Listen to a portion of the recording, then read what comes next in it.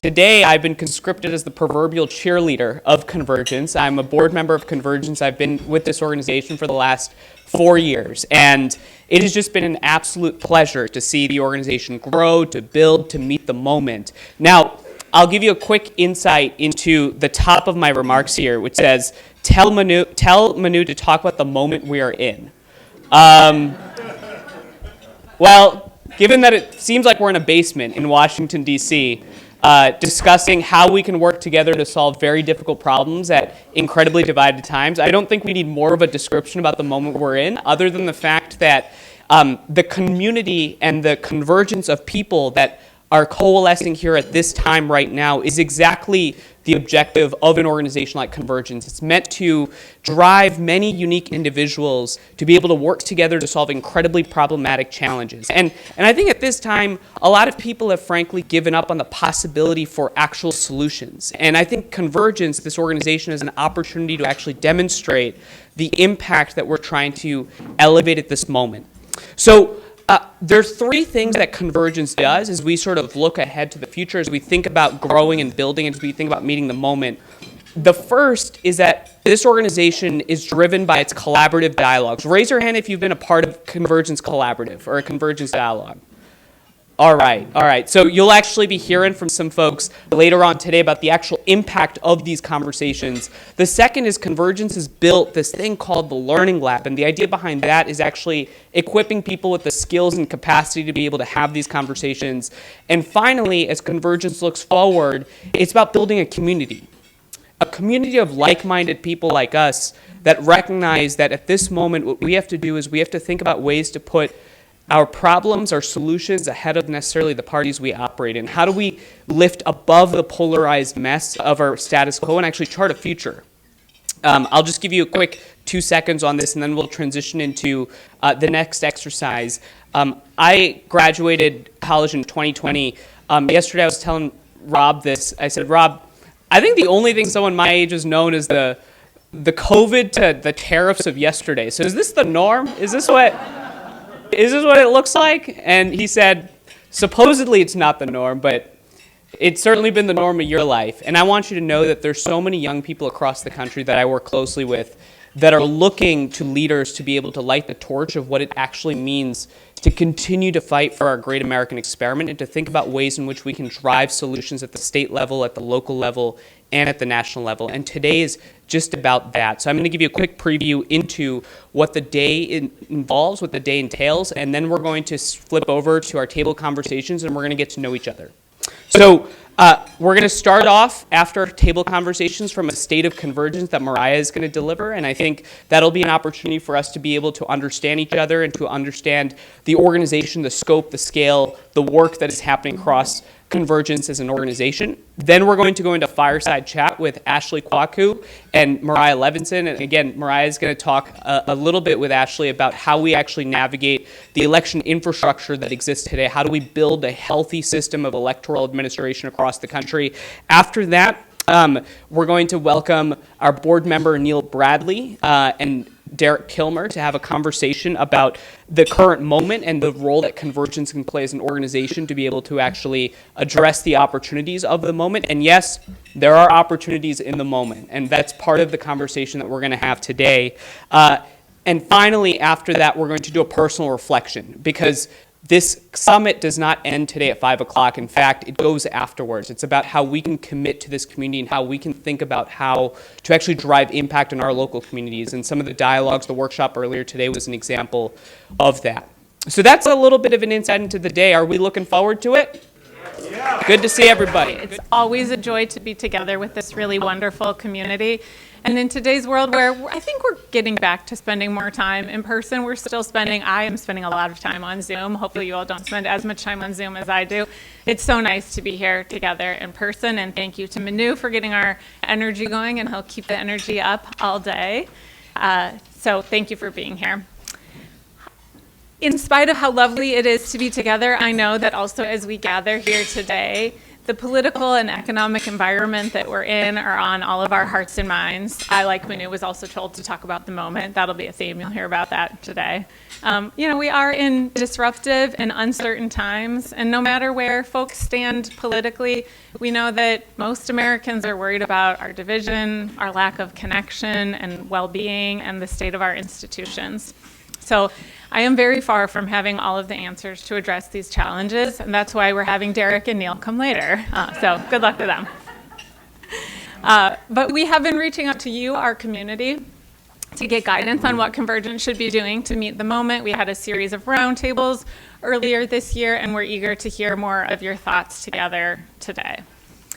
In spite of all of the uncertainty, one thing that I still feel very confident about, even in these very changing and disruptive times, is that it is still possible, and perhaps more important than ever, to bring people from all backgrounds, demographics, ideologies, all of the kinds of diversities together to solve problems. I think perhaps what's most clear to me at sort of everything ever in my life of a lifetime of doing this work is that what drives our division is the sense that on some particular issue or some particular community, I'm not going to be able to get mine and the needs of my family, my community met at the same time that another group is going to be able to get, their and their community's needs met. And that's what raises this sense of threat and makes it hard to come together and hard to solve problems.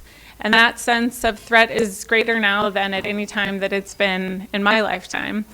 But what I also know from a lifetime of doing this work is that the collaborative problem-solving approach that Convergence and many other wonderful organizations, including Manu and I See Interfaith America and Future Caucus, and so many of you use to bring people together across difference, really demonstrates that it is possible to get people together who have different needs and to help them forge relationships and to develop solutions that go beyond compromise to really meet this wide array of needs that are represented by many stakeholders on complex and contentious personal, community, and in Convergence's case, national and state issues. And so I am glad, so appreciative to get to be a part of doing that work here at Convergence. I'm going to give you some updates on what Convergence is doing to meet the moment. But before I do that, I want to note that while I'm up here talking for a few minutes, we're really looking forward, Convergence style, to engaging in conversations with all of you today. And as I think you all know, Convergence is a proudly ideologically diverse and diverse in all of the different ways community who really values learning from and hearing from a really wide range of perspectives. And part of living into that value is being able to have tough conversations. And so we may have some of those today.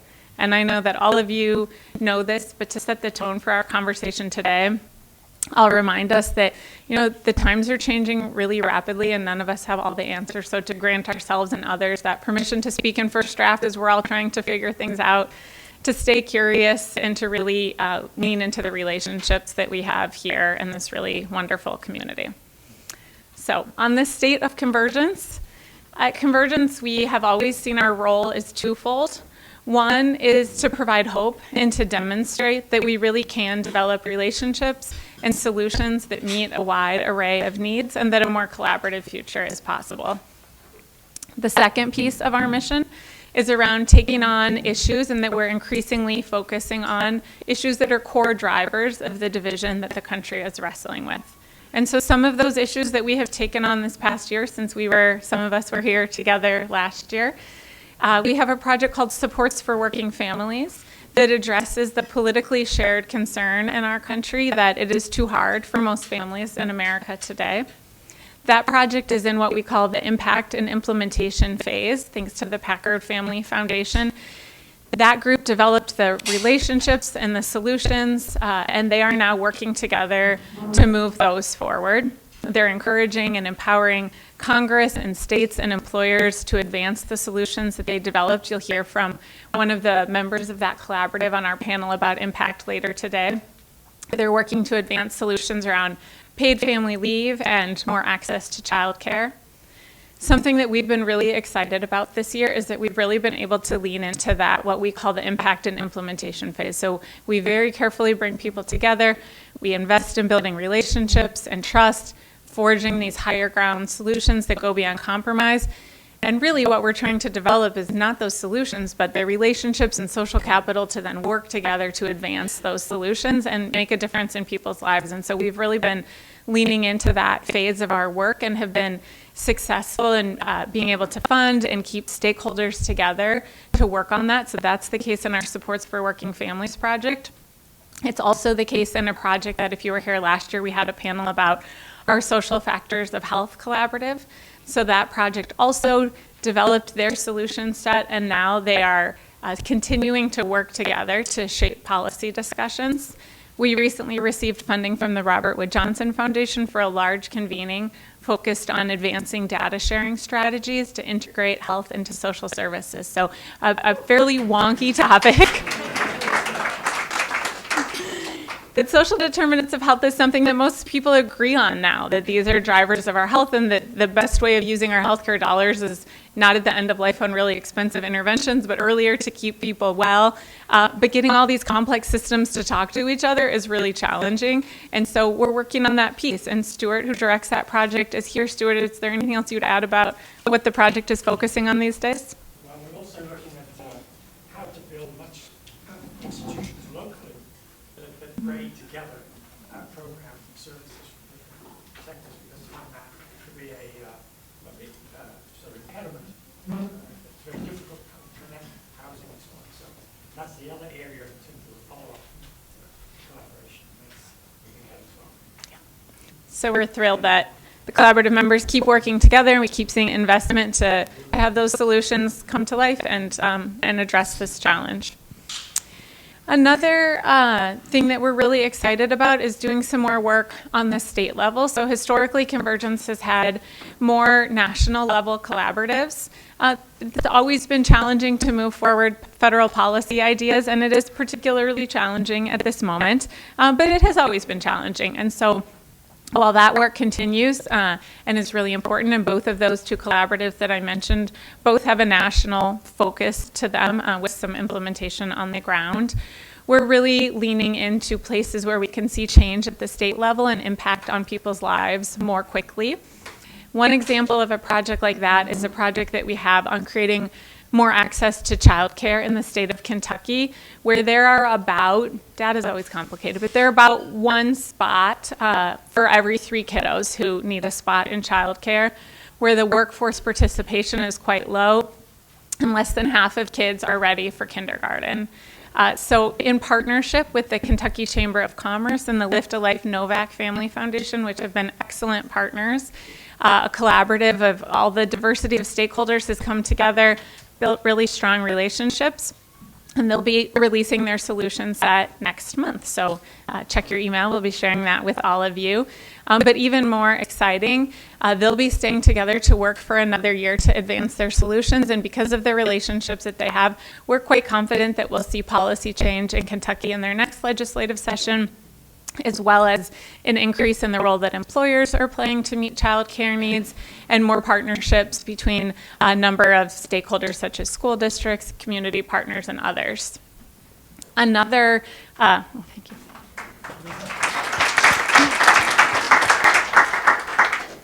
We tend to work mostly at the national and the state level, but we made an exception for a really wonderful project that was brought to us by the James S. McDonald Foundation in St. Louis, where I just happen to be from, so I'm excited about that. That's about economic mobility. The foundation is making a really big investment in creating what they call the civic infrastructure to create more inclusive economic development, and they're using collaborative problem solving as their approach to doing so. So they're going to take on 5 different issues over 10 years and are allocating a lot of resources to help the folks at the table really be able to implement their solutions. And that project is being led by our new programs director, Gabe Herrera, who is here joining us today. Gabe, do you want to say anything about the project? Hello, is this working? Great to be here first. Thank you so much. Right now we're in the design phase, and we're also interviewing about 40 stakeholders that have a wide variety of perspectives on what needs to happen to make scalable change happen, to have better paying jobs, higher quality jobs for folks from low-income backgrounds in the St. Louis region. So that's what we're doing right now. After we interview folks, we'll come together, put together a report, decide who's going to be part of the group that convenes. They're calling that the solution design cohort, and they'll meet for about a year and then come up with a solution set that will work on making these initiatives scalable at large over the next couple of years. So very excited to be a part of that project. Thanks, Gabe. And we're very excited to have Gabe on board. If you haven't had a chance to meet him, he's an excellent facilitator. You should connect with him today. In just a little bit, you'll hear more about a newer project for us, about developing more cross-partisan agreement on what makes elections trustworthy. And we're really thrilled to have Ashley Quarcoo, who is the Executive Director of the Elections Trust Initiative, here to talk more about that project with us in just a few minutes. We also have projects in what we call our pipeline, the projects that we're preparing to launch. So we're working on a project in Alaska that grew out of our Supports for Working Families project, our national project, similar to our project in Kentucky, a state-level project in the state of Alaska. The focus there is broader than childcare. It's more broadly about how families can flourish in the kind of challenging and unique economic and political dynamics in Alaska. And every staff member is fighting to be the staff member on that project because they all want to go to Alaska. Although I think they might be envisioning Alaska in like June and maybe not in December, but yeah, that's right. So we're very excited about that project. We're also really excited that we started some work exploring how Convergence's methodology could be useful around issues related to climate. We had not worked on that topic historically, and there's a ton of good work, like on all the issues where we work in that space. There's particularly a lot of environmental conflict resolution type work. And so we did a lot of homework to figure out where we could add some value, and really landed on challenges around siting of renewable energy developments as being the place where the intersection of urban-rural divides and politicization of the issue would lend itself to our methodology. And so we are in the process of launching 2 different collaboratives on that topic, one in Virginia and one in Iowa. The last, I think, major body of work that I would highlight is many of you know that Convergence has led our collaborative successfully for, I think we just had our 16th birthday, for many years. But just last year, we launched a new body of work, which is our Learning Lab.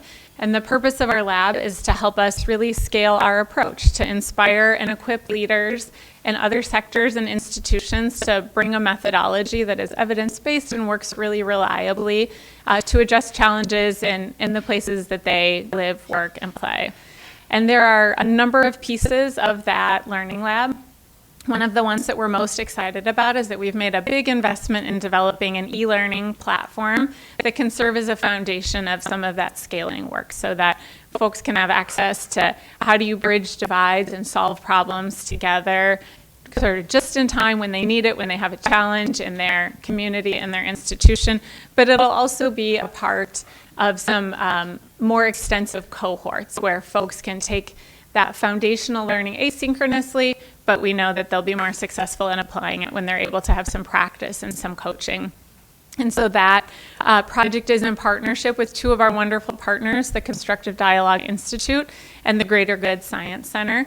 So again, you can be on the lookout. We'll be sharing that new platform with you to get your feedback on it and to help us figure out where it would be useful starting this summer.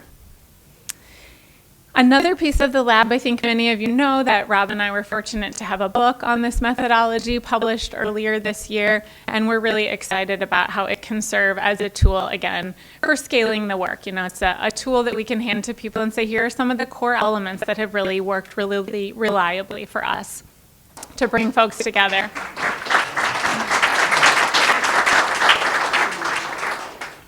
And many thanks to Claudia, because of the book, who started clapping over there, Rob and I have had the opportunity to do many speaking engagements and to be on podcasts, and I was not so sure about all that, and Claudia was a great coach for that, so I'm eternally grateful for that. And we continue to have wonderful opportunities.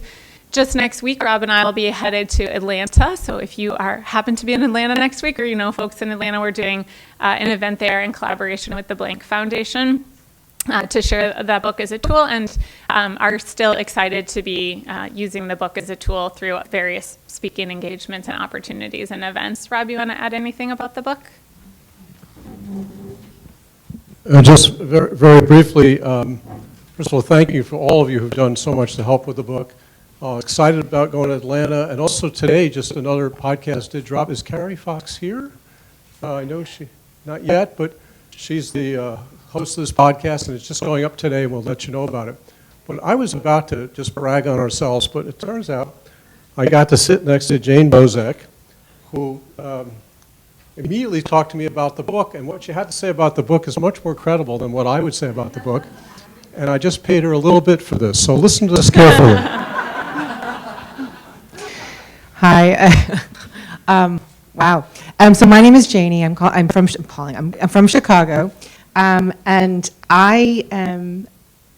all I can say about this book is, based on my background is in mediation, and I studied conflict theory at the University of Chicago in a PhD program, and I've mediated lots of different types of conflicts lots of different types of conflicts. But what I loved about this book, and I'm continuing to love, I still have one more chapter to go, is that it seems to combine, it's magically combining theory from getting to yes, facilitative mediation and different conflict resolution techniques, with a very practical approach that is you can utilize in an organization. And now I'm working in organizations as a consultant and helping people become better leaders, and everything in here, I feel like I'm like the salesperson for this book, but everything in here is so well written and so well organized so that you can actually, it is like a playbook, so that you can probably give this to somebody, a leader in an organization, and say, just do what it says. I mean, sure, work with Convergence, but also just do what it says. It's really excellent. So there you go. I was very nervous.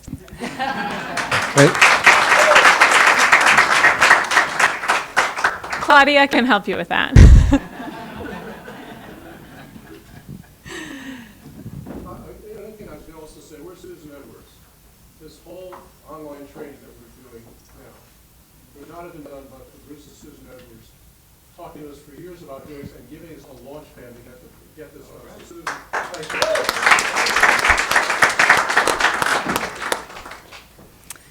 And so while the challenges facing our country and Convergence are substantial, we continue to be really excited about the relationships, the ideas, and the impact of our collaboratives, and the potential of the lab to scale this reliable approach to forging relationships and the social capital to make change on the seemingly intractable drivers of our division. So with that, happy to take questions, reflections, things that you're thinking about the state of Convergence. How's the money? That's always the biggest challenge. You'll get my fundraising pitch at the end. We're a small nonprofit, and we rely a ton on our individual donors, such as many of you in this room. We have wonderful support from some of the foundations you heard me mention in my remarks. All of those things fund our projects, and that's wonderful, and that's the most important part of our work. And it's always a challenge to have, like for most nonprofits, the unrestricted support that we need to really be able to identify those issues when we find those right issues and those right partners in those right places, like our child care project in Kentucky or our energy and climate project in Virginia. We can usually get those funded, but we need that support of our community to enable us to be able to find those ripe opportunities and to just, to be able to run our organization securely in uncertain times, and there is lots of uncertainty these days. So. Other questions? Yeah. So, I have no idea why I came here today. To show us your great hat. Except I know now, and I end up here with Tom Dunn, who I called on the phone this morning in the 3-hour drive to come up here just to say hi to him. He shows up here. And then your book, Rob, to me, we're in a time in the world where we're decentralizing. Anybody who has $20 can have the same information as everybody else through ChatGPT. One of my projects is to do, I'll be in Ghana in September, to do a project on AI for good.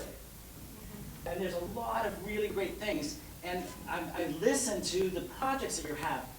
DC transformed from the murder capital of America to the Paris of America by engaging 3,000 residents every year, by scaling table dialogue and coming together and giving direction. These methods that we have to change and transform the world are here. And the word that you used is so key. How do we scale this? We had a conversation in 2011 at 74 locations across the country at the budget and deficit.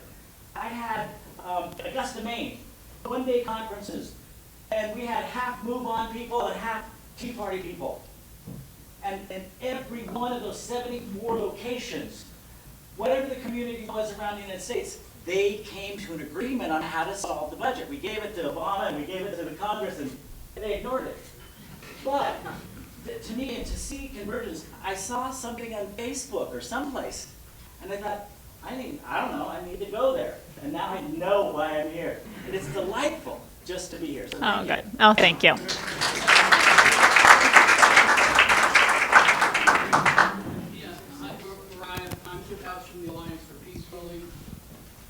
Thanks. We didn't get a chance to meet at the Pluralism Summit because we were too effing I did busy. see you across the room. Yeah, I saw you across the room too.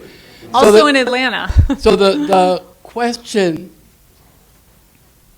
and it's an ego-driven question for AFP, is how do you see Convergence working with partner organizations going forward? I mean, you're here today to talk about what you all do, but how do we build, I mean, one friend of mine talks about us being islands, tiny islands in an archipelago in a huge sea of social change. So how do you see yourself working with other networks going forward?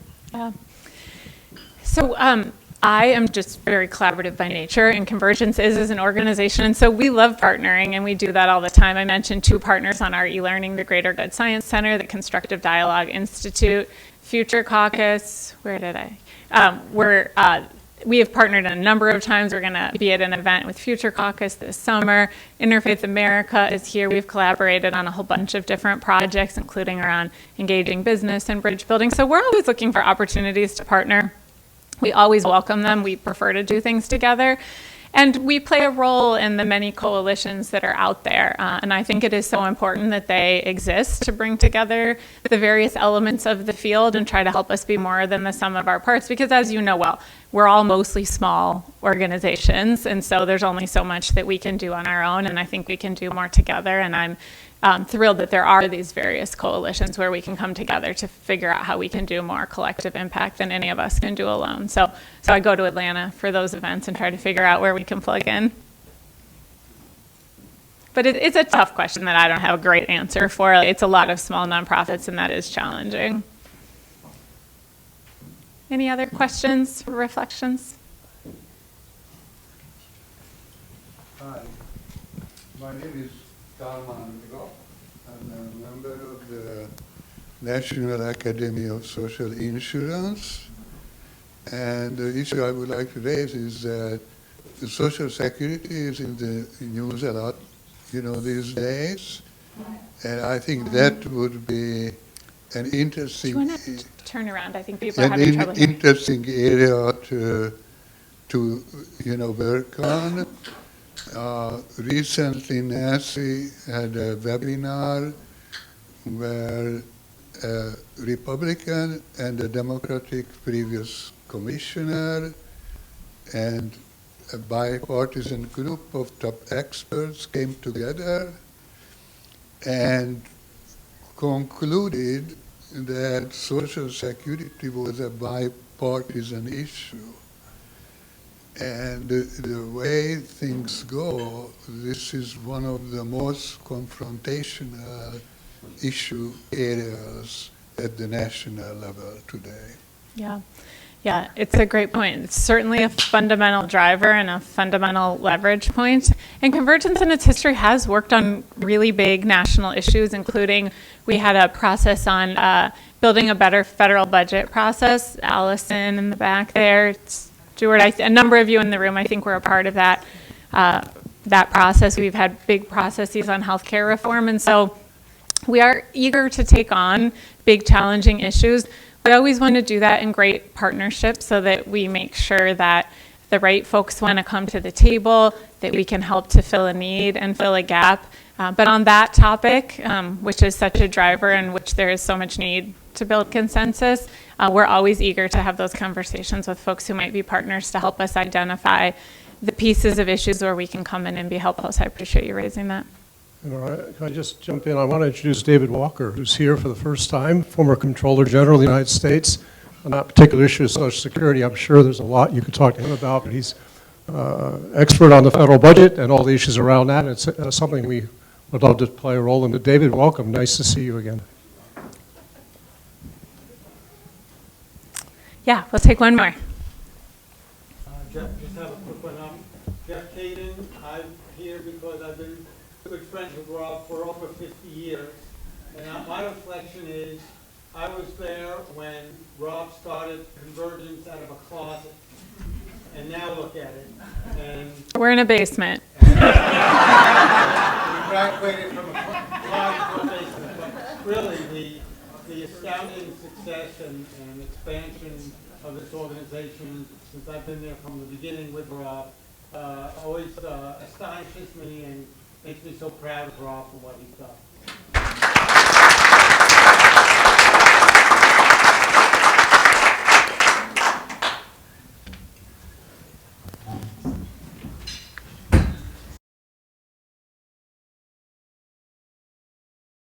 It's a nice basement.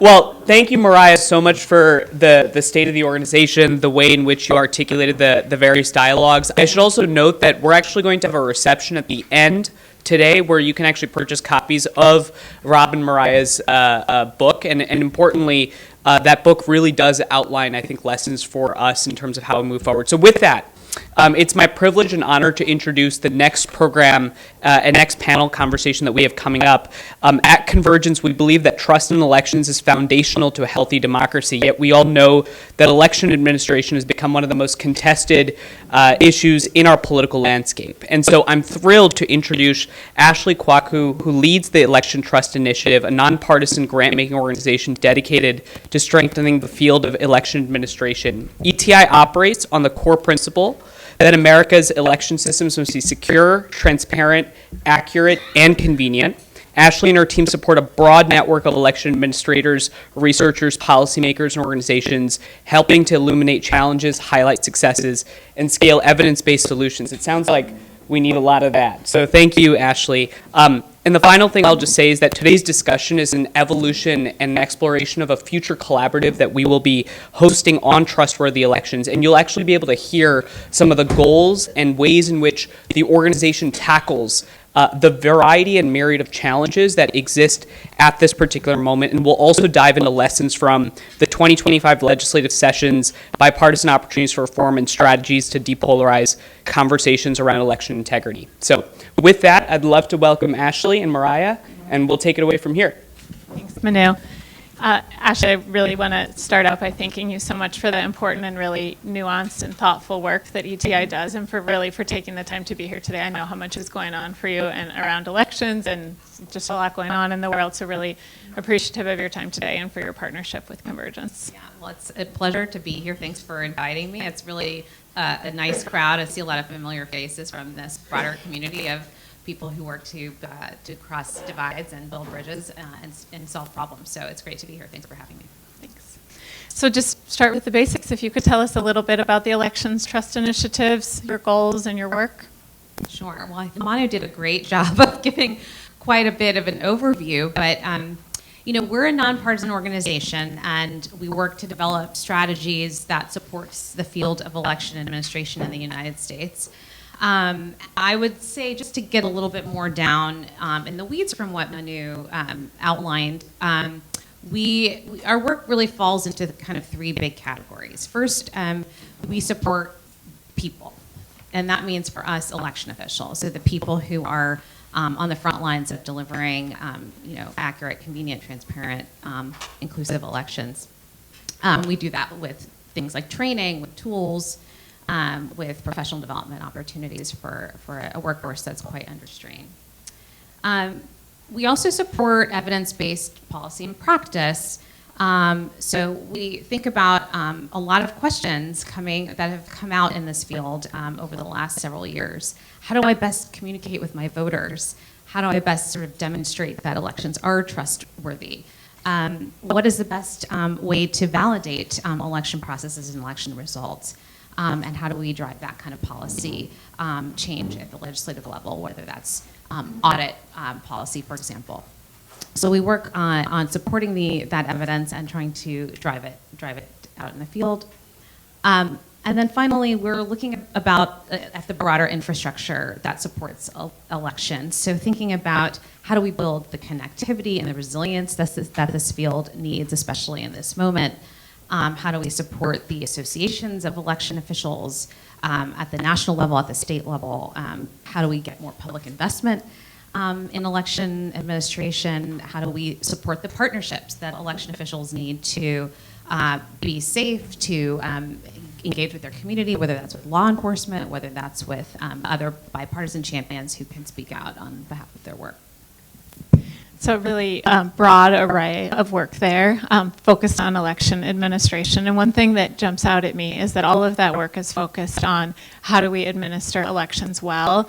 And I think many of us have heard that our elections are pretty well administered and hear a lot about the challenge of folks believing that that is the case. And so what led ETI to focus on shoring up our administration over a public messaging approach? Yeah, so I think that's a key point to make. We have sort of this, our name is the Election Trust Initiative, but I think though we do some work on supporting communication strategies, specifically those deployed by election officials. We have a much sort of broader focus. So we think about how do we make ensure that the elections are worthy of public trust, and I think you're right. They are worthy of that trust. But the people on the front lines of that have been attacked or been made to, have been operating in an environment where that trustworthiness has been challenged. So election ETI has been around. We were launched in 2023. We were formed out of from a group of funders who we're looking at the landscape after 2020 and seeing a field that was really under stress and underinvested in. So broadly speaking, the election and voting kind of universe has been heavily focused on voting and voter engagement and voter participation as part of really fueling that body of work. And the sort of part around the administration of elections, I think about these things sort of like demand and supply. The sort of demand side of that, more robustly funded, even though probably arguably it could use more funding, but the sort of supply side, the sort of infrastructure, the services, the architecture of where citizens or voters intersect, that side hadn't been so robustly supported, and then it was kind of annihilated in 2020. It was very it withstood a lot of change on a dime and a lot of strain in the aftermath. And so 4 funders came together, wanting to shore up that system, wanting to infuse it with some with resources, and help it navigate a turbulent time, and to do that in a really nonpartisan way. So the idea is that they made a 5-year commitment to say, we're not looking at the next election cycle per se, we're not looking at the results, we're looking at the health of the system, we're looking at a system that needs to perform and have credibility across ideology and party, no matter who is running the country or running the state. And so that's what they set out to do, and that's really the mindset that we have, is trying to focus on long-term health and resilience of the system. That's why, again, we focus on its people, we focus on the evidence base around policy, good practice, and we focus on building an ecosystem more broadly that's resilient and has the resources that it needs to be successful. strikes me that you use the word resilient because that's something that's been coming up across issue areas for us. And I didn't used to sort of hear that same theme across issue areas, but whether we're talking about families needing to be resilient or our healthcare system, elections, so that just stands out to me and makes sense why you would focus there on that resiliency so that trustworthiness can be continue to be there and be earned. So in our processes, we ask a lot about what's surprising or what's misunderstood and find that often to be a door that opens people's minds to different ways of thinking about issues than maybe they have in the past. So I'm curious if anything jumps to mind for you around election administration as something that's either misunderstood or that might be surprising to folks who it's not there, they're all day, every day like it is for you. Well, yeah, I think, it's interesting. I think there's a lot about elections that is very divisive in the public debate and discourse about it. And then a lot that is where people actually agree. The exercise that you led some of us in earlier, for me, it was really great to have the chance to learn more about Convergence's methodology and how you try to get different stakeholders to articulate their interests, their underlying interests, and that really drives opportunities to open up creative solutions and problem solving. I don't know. Many people might disagree with me on this point, but I think one area that's misunderstood and deeply politicized in ways that are really unproductive around citizens being eligible to vote. And certainly there are quite a few states that passed requirements around non-citizen voting in 2024, and then new legislatures have been taking that issue up this session as well. And that's showing up in particular around a requirement called documentary proof of citizenship, requiring voters to show to prove their citizenship as a part of voter registration, and that's another really prominent piece of legislation that is coming up in state houses around the country. So there's lots of implications to some of that legislation that would have very significant impacts on voters, very significant impacts on how elections are administered, and so that's definitely something that we're keeping an eye on. I assume that is one of these impacts, but curious how you're thinking about some of the rhetoric that comes from our current president around elections and voting. And there was an executive order recently related to some of these topics. How are you seeing this activity from the administration shaping public perception around elections, shaping opportunities at the state level? How are you thinking about that? Yeah, so the administration, for those of you who, I think the deluge of news over the last 2 weeks has been quite overwhelming. But in the election space, there has been new activity coming out of the administration focused on this issue. And it mirrors some of what I was saying is going on in the states. There's a dialogue happening where things are bubbling up in the states. That's a feedback mechanism up to the national level, and then it trickles back down again. It's a feedback loop that seems to be happening. And one of the big elements of the executive order does focus on this issue of documentary proof of citizenship, so as a criteria for voter registration. And so, that is now kind of, it's under litigation, the entirety of the order, but that's going to be a big, I think, issue area and a big driver of both the rhetoric and obviously a driver of kind of policy discussions. I think that's going to get a lot of coverage. I just kind of want to name another area that I think is going to be, a framing for how forthcoming elections are discussed in the public sphere is around security, and that's because both the sort of changes to the federal government that are underway now have meant that the federal government will be doing less on cybersecurity, for example, going forward. So it is dismantled some of the parts of the federal government that used to focus on election cybersecurity. And the executive order also is going to require some recertification of voting systems, which is fine, but it's given a kind of really unrealistic time frame for when that has to take place.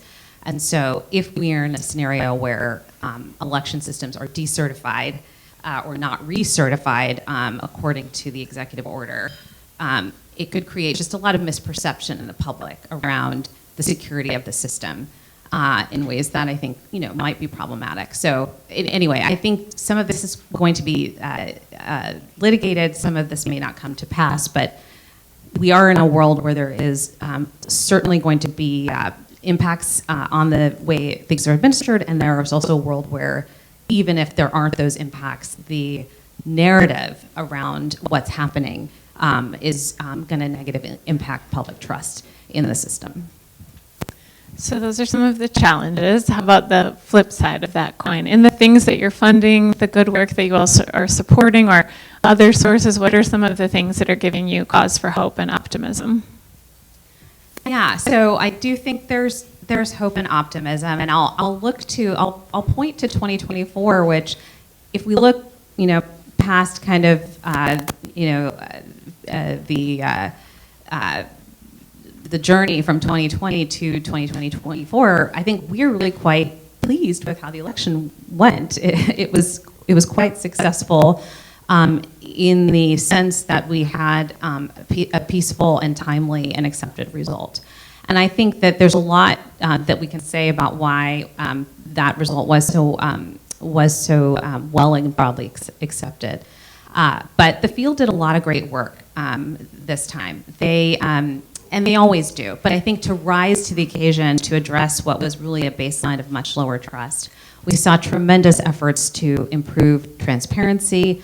I mean, election officials put on GPS trackers on their voting equipment. They made glass-walled buildings so people could see what was happening. They just undertook tremendous efforts to sort of show folks that it was okay to be confident. They did tours, they did explainers, they did just all kinds of things to really reassure their constituents about the processes. So that, I think, was a really big success. Another really great success was the partnership with law enforcement. I don't mean to scare anyone, but there was a lot of physical security threats to this election that probably most of you didn't hear about. There were mob campaigns that disrupted voting in jurisdictions around the country. People had to be evacuated. There were mail drop boxes lit on fire. There was, lots of cyber incidents and we're going for hope and optimism here. I'm going for hope and optimism, but what I want to say is that none of that mattered because we had this tremendous infrastructure across the election system that made that not matter. It made it not matter because they had practiced. They knew what to do. They knew they had the relationships with the law enforcement partners. They had done scenario planning. They had the communications training and crisis communication support to tell the voters we're going to stay open longer, to get people in and out quickly, to ensure that no counting processes were disrupted. In a world where where there is going to be more turbulence and more disruption, and I think we have to assume that that's the world we're living in, the fact that we have this these muscles now have begun to be built, and the capacity has begun to be built so that people can handle these scenarios. And it didn't penetrate. You guys don't even probably realize it. Nobody thinks about that's not a part of the narrative of this election. I think it could have been a part of the narrative of this election had those things not been in place. Yeah.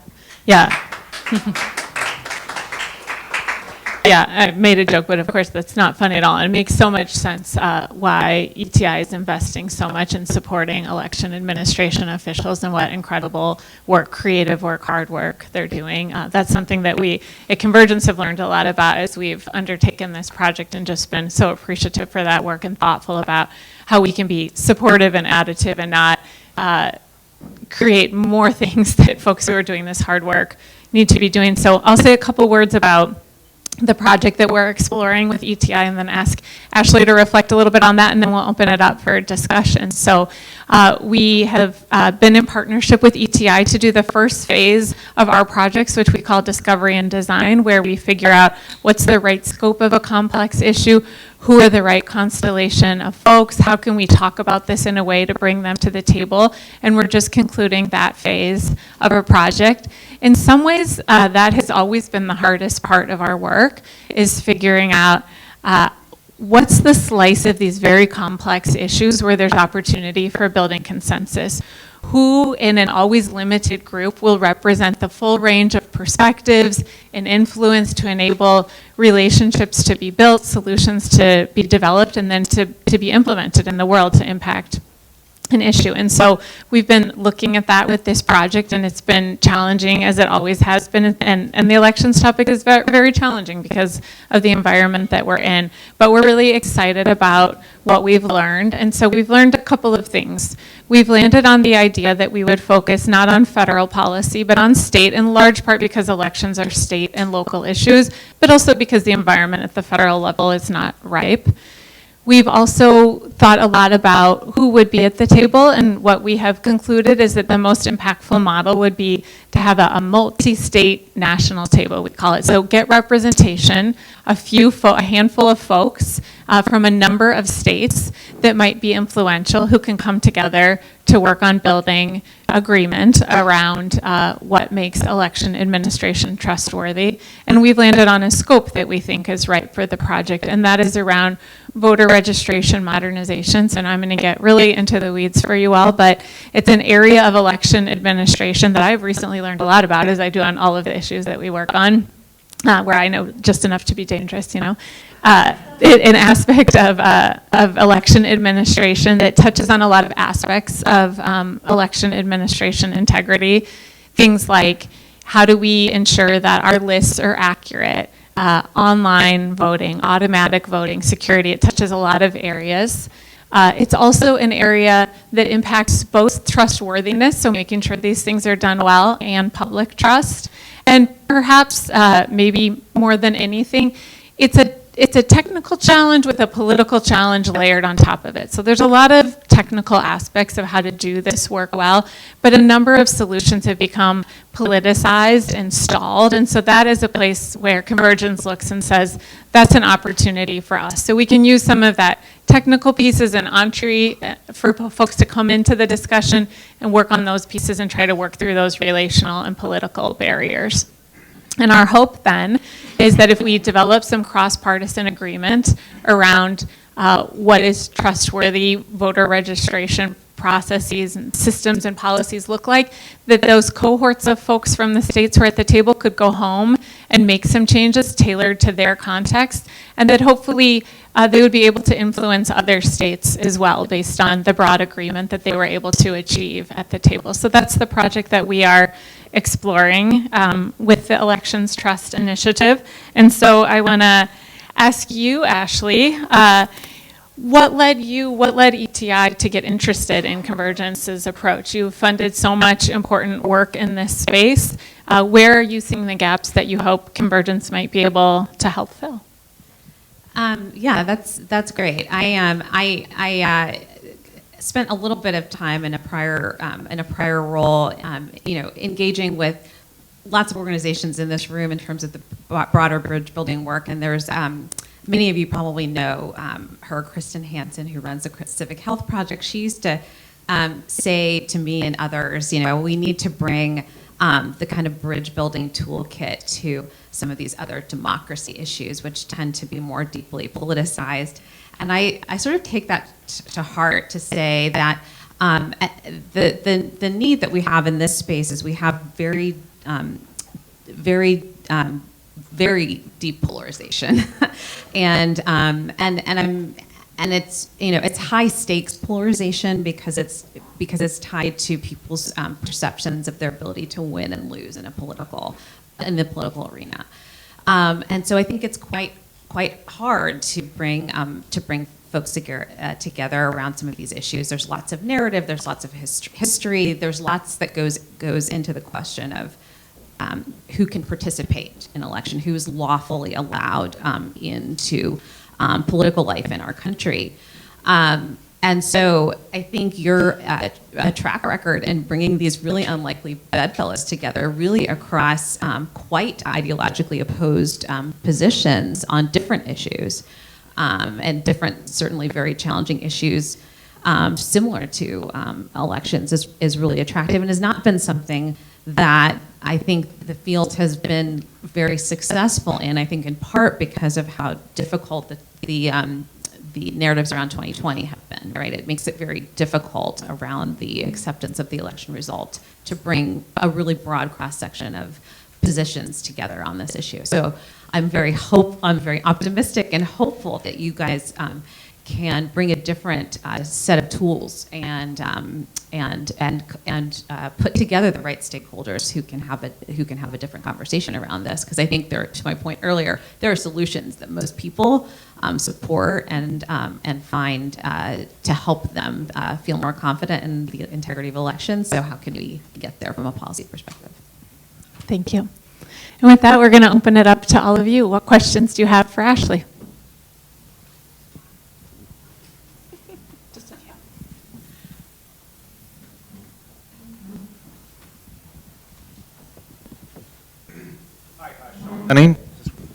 Former Global Director of Leadership and Training for Search for Common Ground. And I tried to take that experience into trying to run for office myself for local politics in Richmond, California. It's a whole other story, but I had a very intimate experience with elections. No issues there, per se, with the integrity of it. But after the 2020 elections, I had a very fascinating conversation with someone who absolutely, 100% believes the election was stolen. Now, with regard to trust, I don't know about you or anyone here, but I did not count all the ballots. So that means no matter who you are, you have to trust someone, something, an array of something. And when I listened very carefully to this person, we had a very respectful conversation. I came to the conclusion that if I were to trust the sources that he trusts, I would absolutely believe the election was stolen. It was rational. It was not insane. It all made sense.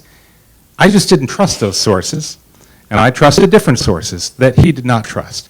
So on one hand, you could say that there is complete integrity. Nothing needs to be done. It actually is totally safeguarded and everything. Nevertheless, there's information that comes from different sources. What in your initiative addresses that, if at all? So regardless of what is actually happening on the ground, the perception that comes through various channels. I think you're right. Obviously, there are different ecosystems, information ecosystems that fuel a lot of different debate in our country on different issues, and elections isn't an exception to that. We are not, I think, in a position from our body of work to shape the narrative ecosystem. We have a very narrow set of work that we do to sort of help election officials with their little small piece of that. So when people like the person that you were mentioning interface with an election official and they bring those concerns and those beliefs to that person, how can we equip that person with the best tools and the best approaches to help them address their concerns? But I think too, like thinking about, again, what a convergence approach can bring to that kind of question, because the more I think you can get at what's underlying, why do they have certain beliefs or concerns, there's an opportunity there to sort of, from an election official in a one-on-one interaction, to maybe meet that person where they are. But it isn't going to address the macro question of the information environment, and it's really hard to do that when there are high-level elites that are shaping those narratives in those environments. It's just a very difficult challenge for sure. And I think that's true for so many of our challenges today, right? Our information environment is an underlying driver that we need to address, and will create challenges in all of the issues where we're building consensus. One tiny piece of that the team member that we work with named that I thought was really interesting was, it is elite messaging that drives a lot of that public trust. And so while we won't engage the very highest levels, we are aiming to engage state-level policymakers and try to build more cross-partisan agreement about what makes election administration trustworthy so that they will be more effective, as Ashley said, about communicating that. And I think there's potential there for some amount of ripple effect. And there's still, I think, this like elephant in the room of our information environment being very challenging. Hi, I'm Danny Fursh, and I work for the Students Learn, Students Vote Coalition, which is the largest nonpartisan network in the country dedicated to growing college student voter participation. A lot of the issues that you mentioned, they impact youth voters more acutely: voter ID requirements, trust in the electoral process. And I was wondering, when talking to election officials, if you've seen any strategies, directly facing youth voters that have been effective, or if it's something that's generally on their radar writ large. If you could just speak to that. That's a really good question. And I have to admit that I haven't had the chance to talk to election officials about engaging youth voters in particular. I do think that it's interesting because I do think election officials have different points of view about what their role is vis-a-vis very active kind of voter engagement and just being responsive to voters who come to them. And I think there is there's just differing perspectives on that question of what is my role in as an election official in terms of just engaging people proactively versus, again, being a good servant and answering people when they come in the door. So I think you see varying degrees of you see a lot of diversity, right, in terms of how they approach that issue based on how they, what their position is on their role. And I think that's an interesting thing too, because the field, again, because it's been under a lot of stress, they're having those conversations. What is my role vis-a-vis engagement with the community on voting issues? Am I more passive? Am I more insular? It does feel harder, I think, in some cases for people to feel safe kind of going out in the community when there's so much kind of being leveled against them. But it's a great question because youth voters are sort of more disillusioned, I think, now with democracy than any other demographic, and so it's an important question. I appreciate it. I'd love to dig into it more. Hi, I wanted to ask you about electoral contributions. And I didn't know whether there's any opening for any kind of discussion, because Supreme Court 15 years ago with Citizens United essentially opened it up to corporations, to unions, and now, as you cited before, the Wisconsin Supreme Court election, the amount of money spent in that election was extraordinary.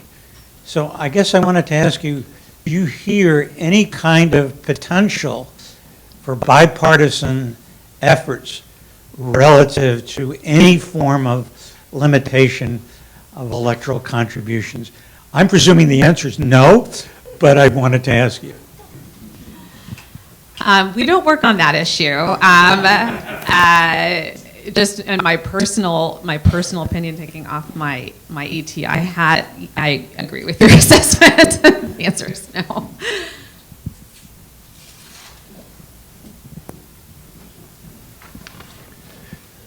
Two comments. Dave Walker. I, among other things, am an advisor to America's Promise, and they are trying to get support for a constitutional amendment that would give the Congress and the states the right to set limits on political contributions, so that it wouldn't say what the limit would be, they wouldn't have to limit it, but in light of the Supreme Court decision that was previously referenced, it will take a constitutional amendment. You can't do it. Secondly, one of the things to look out for is, while the states under the Constitution are responsible for elections, the Congress has the ability to set the rules for federal elections.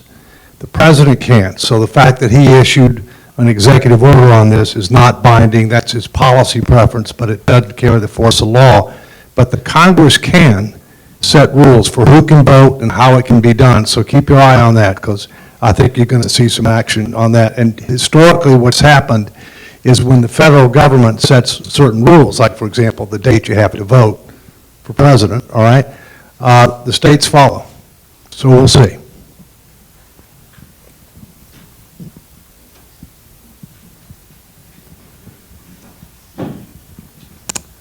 Hey there, I'm Suzanne Gase. I'm an independent mediator and facilitator and also executive director of Pathfinders for Peace. And I have a question about election-related violence, which I'm defining pretty broadly to include threats of direct physical violence and property damage. You did refer to some of these incidents that happened in the recent round of presidential election. What are the trends that you're seeing, and what either worries you or gives you hope for the future around this? Thanks. I feel like there are sometimes people give labels to certain elections, like, you know, being the 2016 and sort of cybersecurity and foreign intervention election, or foreign, 2020 was the pandemic election. Like the 2024, really, from what I've heard, it was kind of the physical security election. That was the thing that was most, both the thing the field was preparing for the most and was worried about, and it turned out they were well prepared for it. Not because a lot of violence actually happened, but because there were threats of it. There were unknown sources of those threats, and sort of the ability to determine if they were credible or not. So people still had to respond. So the trend on that issue is up. It seems, it doesn't seem to be primarily coming from domestic sources. The threats and things like that, they're coming from foreign actors. So I think the thing that worries me is, as we look forward, is as we don't have a degraded kind of ability from a cybersecurity perspective to detect or understand those threats more holistically, or even get the information out to election officials that those threats are happening, or help train election officials on how to respond. All of those things, without that capacity, make it likely that not only do we continue to have these kinds of threats, but that there's less ability for the field to effectively respond. So we got to figure that out. Hi, Tim Shantz. It's been observed that one of the challenges in our electoral process that leads to polarization relates to the fact that some 80% or more of all congressional districts are either predetermined red or blue, and as a consequence, the primaries decide the people who will represent the district, and that's often decided by 10 to 15% of the people who turn out to vote in a primary. The long-term consequence of this is that the great, vast American center, which I think Convergence strives to find, is largely disenfranchised. Have you reflected on that challenge of our system, of potential remedies, et cetera? Yes, this is also sort of outside the scope of what we at Election Trust Initiative focus on, but definitely engage in dialogue with the broader sort of reform community that is working on trying to address what they call the primary problem, whether that be through open primaries, whether that be through a ranked choice voting system that sort of offers an open primary and instant runoff kind of combination.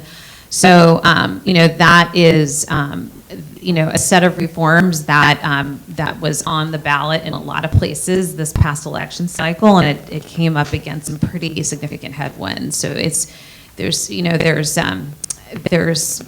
a movement behind that is going to continue, but it is, it's a challenging, bumpy road, and I think it, like any long-term reform, it takes setbacks and then it makes progress.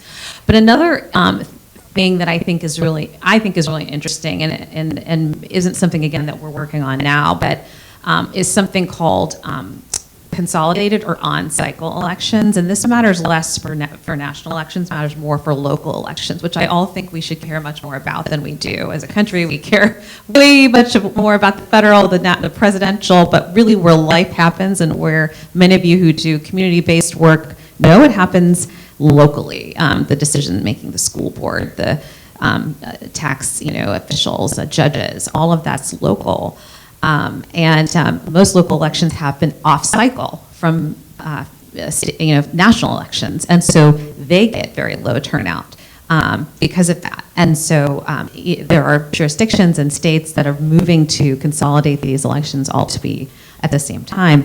And what you find there is much more higher voter turnout, way higher than any other voter turnout reform in terms of getting people out. You see much more representative electorates coming out to participate, much more representative than people who were elected into governing institutions. You see implications on the cost of running an election because you don't have to do multiple elections over a certain amount of time. You see an ease on the voter registration and other groups who are trying to get people out because they don't have to do it eight times, they can do it the one time. So anyway, I think the beauty is there are lots of different ideas out there about how do you get more people to be able to participate in the process, and I think that we have different ways to go at it, but I would just argue, let's think about all the levels of elections and all the levels of government and not just be stuck on the federal.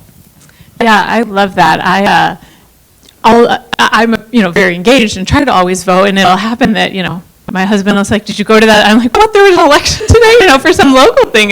That makes so much sense. So really, I know we've had some questions about some of these broader dynamics and just appreciating the really nuanced and thoughtful scope that ETI has, and that resonates a lot with Convergence because we're always looking for that slice, and we've even been working with you to look for that slice within the slice that you're already working on, and I think that is the only way that Convergence could approach a project because it is really challenging, and I'm a person who's worked primarily on divisive issues my whole life, and this one is really challenging, but we're really excited to be in partnership with ETI and to be looking at, can this really thoughtful approach of really building relationships, really building trust, building shared understanding through storytelling and perspectives, in addition to all of the data, and opening minds and hearts for all of the data, be a piece of some of the really important work that you're doing.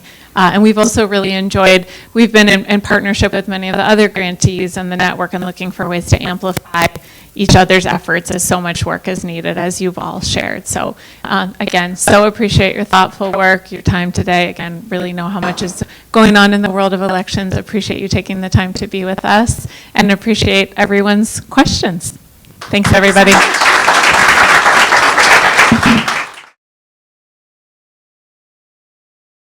Fiscal policy and a former senior official at Americans for Prosperity, the Charles Koch Foundation, and the Heritage Foundation.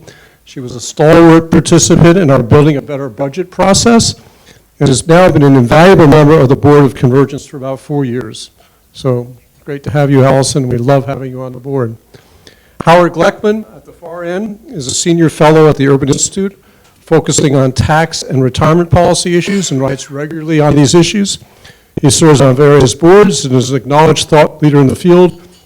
Howard was not only deeply instrumental in starting the project we took on long-term care financing, but for my money, and where's Stuart?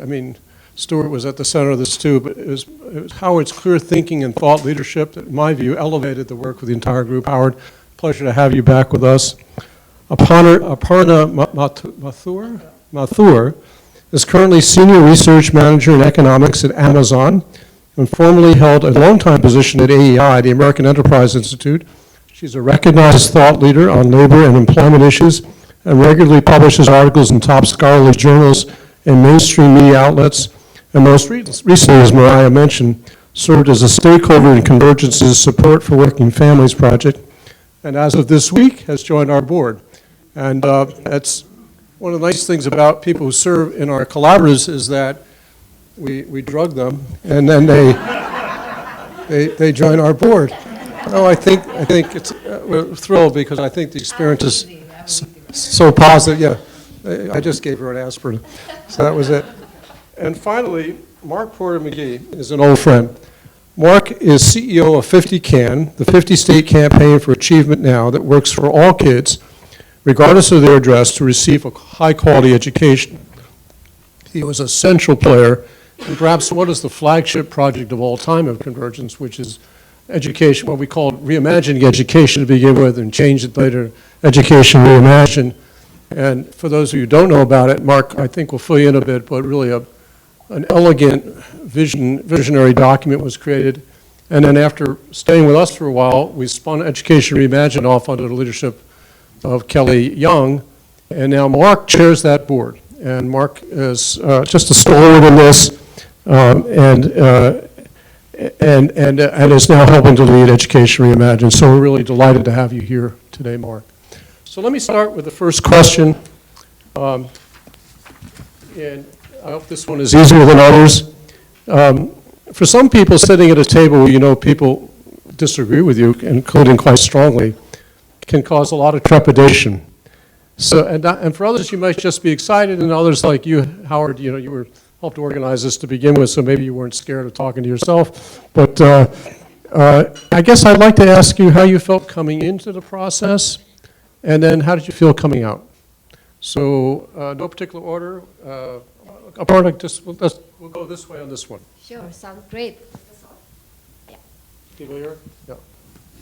Thanks so much, Rob. No, I did not have to be drugged into taking up the position. I'm so glad to be a part of this group and to be on the board and to see all the exciting stuff that's coming for us. To your question, you know, this was not the first time that I had to sit with people that, you know, came from opposite sides maybe of the political spectrum or had differing points of view. When I was at AEI for about 15 years, we tried to put together a lot of, you know, good working groups because we do believe that, you know, there's no way to get good consensus till you hear all points of view.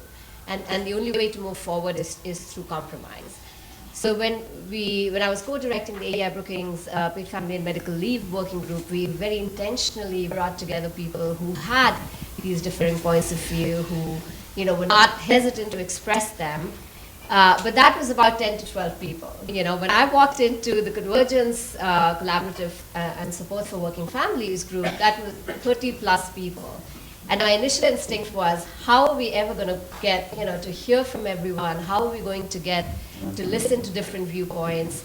What is this report going to look like? Because I remember when I did the earlier working group, you know, just getting 10 people to say yes to something was hard.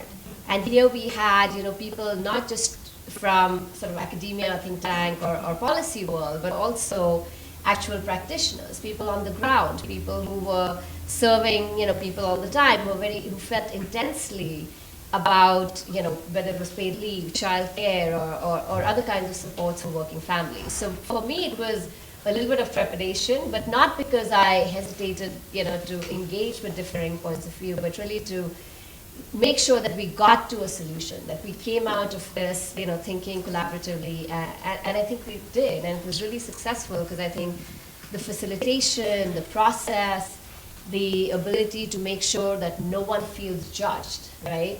Sometimes what happens in these settings is you hear some people, and you know, it happened to us too, people hesitate to speak up. People hesitate to say, you know, if they think 70% of the room is inclined a certain way, maybe I just stay out of it, you know, but that doesn't help me change my mind. I'm just not engaging, right? And I think the facilitation and the process that Mariah and team ran was just so good because everyone was able to speak up to make sure that they were heard. And all of that got reflected in the report we put out. So I love the process, and I'm really excited to be here. Terrific, thanks. Go ahead, Alison. So I'll try and keep mine short. You asked, how did I feel when I was invited to be on the project? So I really felt three different emotions, and the first one was dread, for the very reason that we would be sitting across the table from people who really disagreed with me, and this is Washington, D.C., and that's a sport that's taken to the next level here. So I had a lot of dread, and you know, that really primitive instinct, fight or flight. I'm a flight person.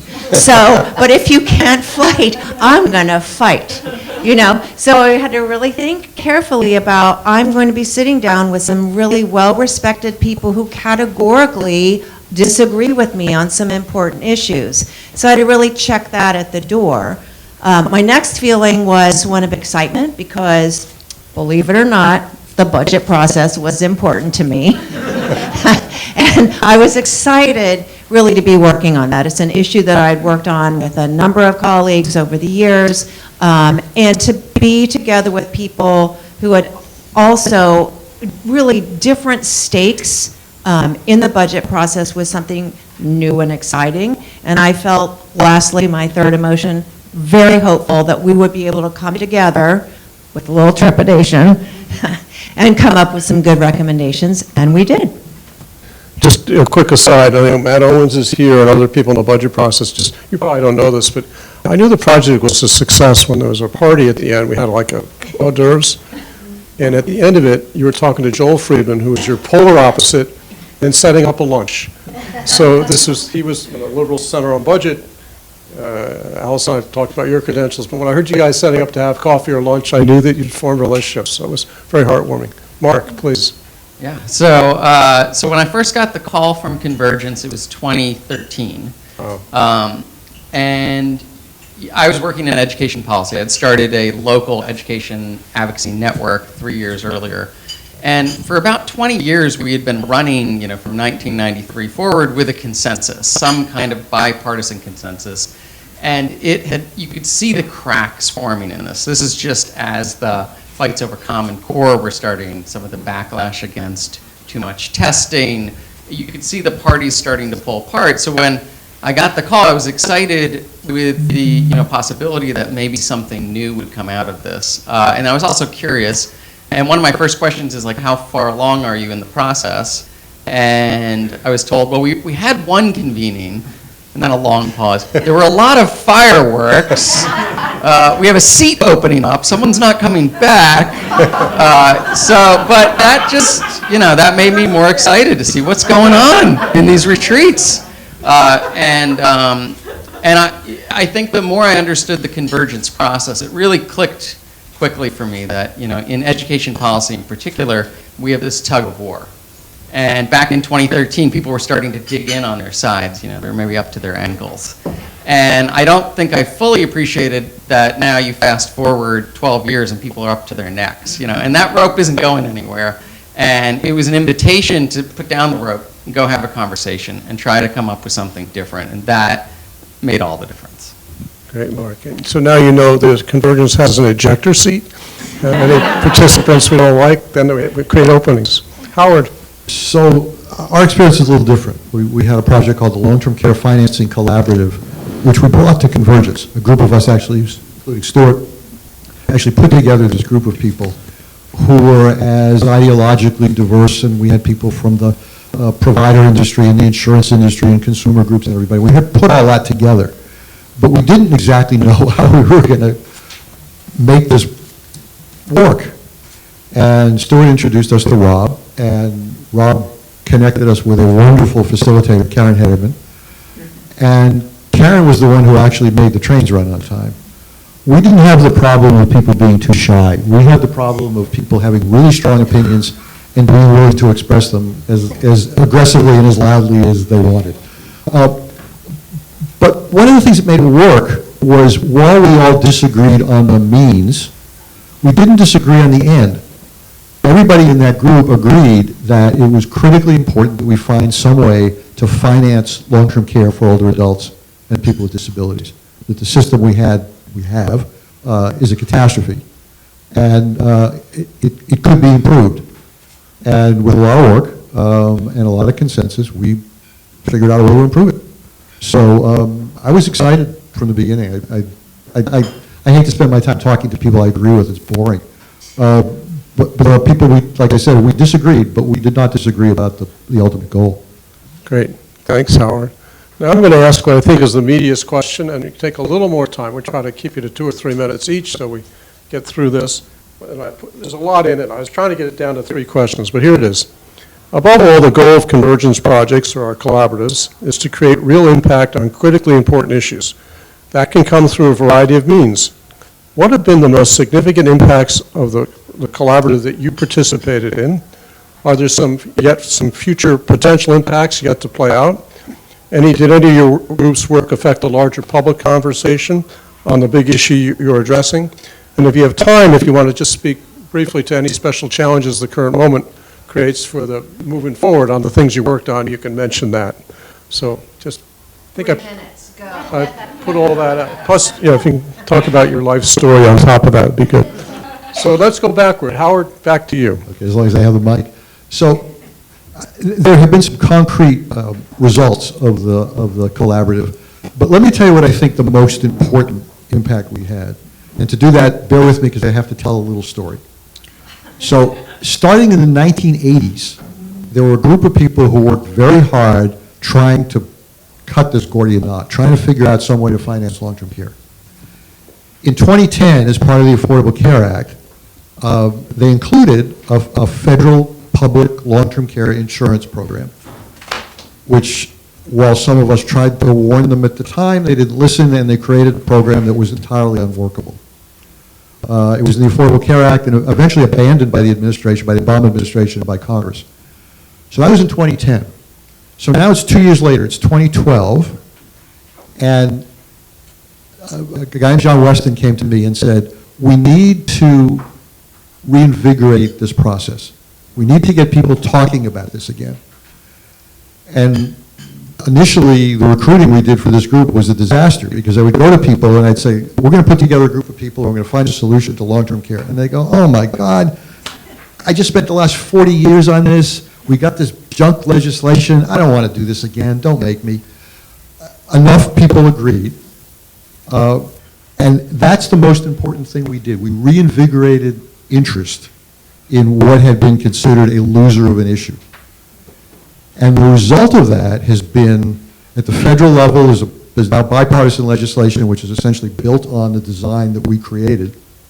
But more importantly, in at least a half a dozen states, there have been an effort to create public long-term care insurance programs. Washington State already did it. They started collecting premiums last year. They're going to start paying benefits next year. They did not use the design that we recommended, but they do have a public long-term care insurance program. California, Illinois, Michigan, Massachusetts, Minnesota, all of them are looking at this one way or another. So I think the most important thing we did was we got this issue back on the table, and we made people believe you can do it. It's not easy. I mean, it's still not easy, but this is a problem that can be solved. And just as a word of explanation, long-term care, for those not in the world, in that world, is the non-healthcare related supports and services for elderly and disabled people. Marc.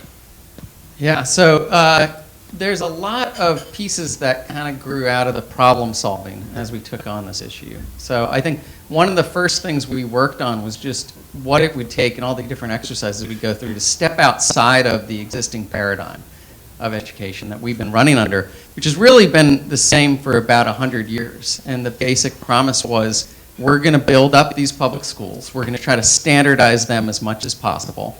And we're going to track how much time kids spend in them. And we'll guarantee you a certain number of years. And we'll kind of move you on from grade to grade.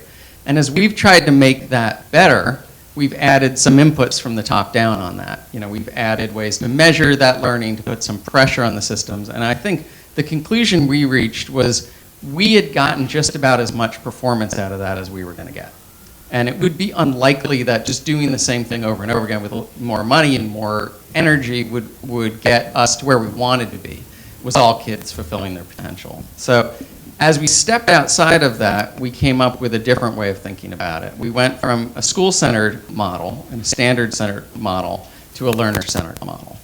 And we tried to look at all the different ways within a community that kids can learn and how to provide those opportunities to all kids and how to empower them and their parents to make personalized choices around that journey. And that was a big shift, but as we made that switch, we realized there was a lot we could do at the local level to experiment with this, to uplift things that we were learning about, to create a true kind of bottom-up movement around a new approach to education. So one of the things we realized is it wasn't going to get done with 3 or 4 convenings. So the organization actually held 50 different events all over the country involving 2,000 people. And that we were going to learn by building a network of people trying to do this in different local communities. So Ed Reimagine has now created a network of 175 different learning sites in 41 states, serving 272,000 kids.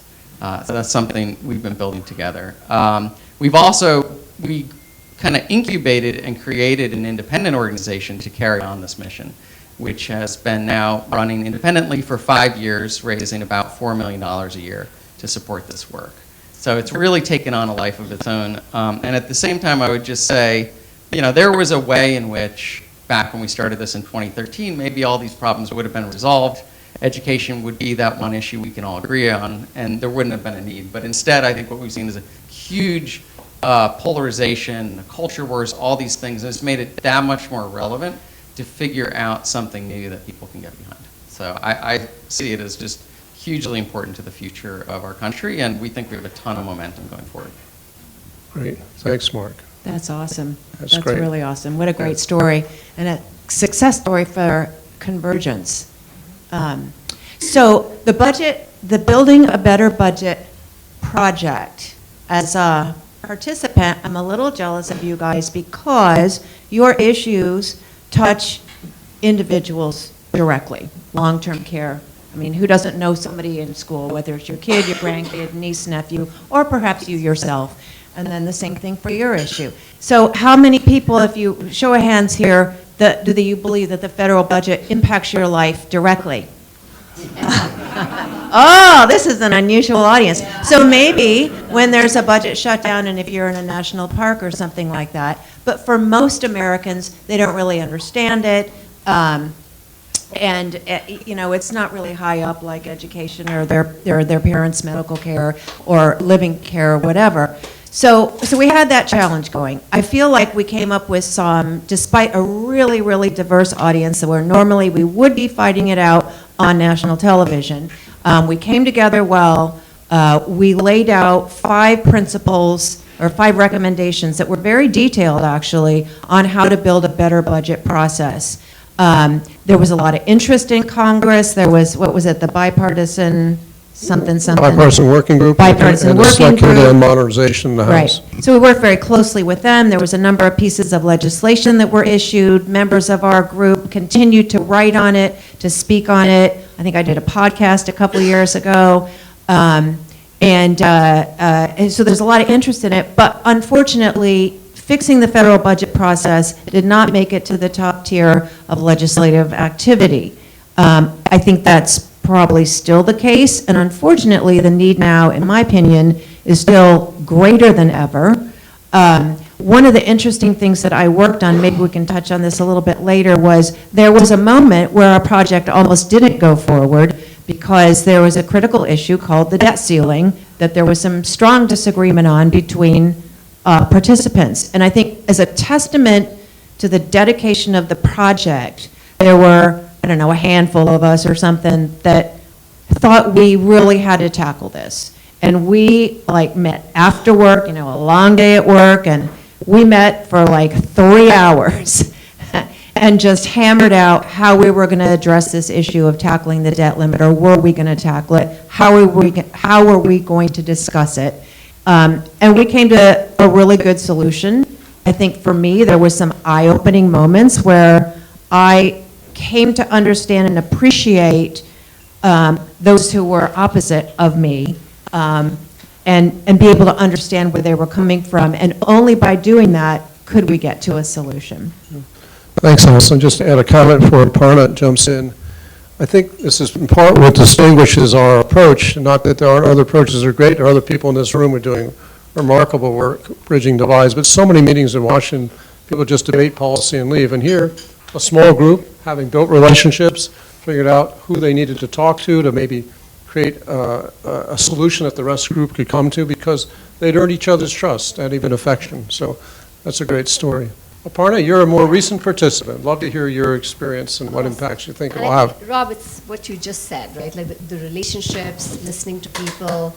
So for me, a lot of the impact, I felt like I'd done a lot of research, I understood the policy, options when it came to things like paid leave and child care. But for me also, personally, the impact of sitting in a room, hearing from, 29, 30 other people, where we debated everything from what does flourishing mean for a family? Who are we really focused on? Is this, when we say kids, what age kids are we talking about? Because the more deep you get into these issues, you realize, I can't have a policy that actually applies to all families. What is a working family? How do we define working? How many How many kids are we going to be able to support? Things like that. And so just like it was eye-opening for me personally to be sitting in that room and, listening to people and just narrowing in on here's the scope of the work we can do. I think as a group we came up with a lot of interesting and different ideas. Cash supports for families with young children. Parental leave obviously has been debated, but just supports for working families. What could they look like? For me, again, thinking about childcare, I think personally I'd always thought, this is only for working parents that we need to worry about these challenges. But sitting in that room, a lot of people said, well, there are lots of stay-at-home parents for whom, childcare is still unaffordable and who are not, who need it as well. And so just, thinking about 10 new policy ideas and putting them out there as a collaborative consensus approach was high impact. In DC, these kinds of things don't get resolved overnight. There's not that one bill that's going to come out and help, all working families and you move past it. But we did a lot. There were lots of media mentions about the report that came out. The New York Times covered it. I think Jessica Groves, who's a New York Times reporter, did a whole piece on it. NPR covered it. We wrote a letter to Congress. And that's how we change minds. For me, the biggest challenge is how do we get people to think differently and to realize that there are solutions that could work for both sides, right? And that's how you bring about change. Now, looking around the U.S., even as we wait for federal policy to change, I think it's interesting for me that there's so many experiments happening at the state level, different types of paid leave programs, being implemented. Some are mandatory, some are opt-in, and at the federal level, there's a bipartisan group that is now, in December, put out a report on how we could have more public-private partnerships to provide paid leave at a state level. So I feel like there's momentum. And we're kind of tapping into that by keeping the conversation going and helping people think differently about issues. Great, thank you. I just point out from our experience, sometimes it's just good to have ideas at the ready, and we never know what moment will be right. So these ideas on long-term care, on the budget process, and now not only did this remarkably diverse group come up with ideas that were surprisingly strong and bridging, but it's also spawned, as you've heard, multiple other projects. People at our table now have taken it back to Kentucky, to Alaska, and I think Texas is coming up, all because people felt this methodology could work in their own areas. So again, these are other impacts of the projects. Let me move to what I think will be the last big question before we open it to the floor. And I'll give you an opportunity to come back and make sure there's anything you missed you want to say that you have an opportunity. So for you all, and I think this is interesting for folks here, what were the most unexpected outcomes for you on a personal level? Did your participation affect your own thinking on an issue? There were some implications of that, about which you already were an expert. Did you form unexpected, lasting relationships with other participants? If so, to what benefit? And so please share about that. So Alison, you ready to lead us off on this? Sure. Okay. I definitely want to underscore that my thinking changed as on some issues as a direct result of the convergence work, and I'm thankful for that because I learned a lot. I think for me, what I cherish most, obviously the relationships are important, but what I cherish most really is how much I learned about how to build trust with someone who might not be aligned with you. I learned how to be a better listener, because if you don't meet somebody where they truly are, you're not ever going to be able to relate to them and to work together. And I also learned how to be a better communicator about my own values and concerns. So to me, that was the biggest takeaway, was how I was able to grow, and that was unexpected to me. Great, thank you. Right. Well, for me, there was a lot of aha moments that have stuck with me. At one of our convenings, we had the author Todd Rose, who wrote a book called The End of Average, and he was telling a story about how I think it was the Air Force launched a whole multi-million-dollar project to redesign the seat that a pilot sits in.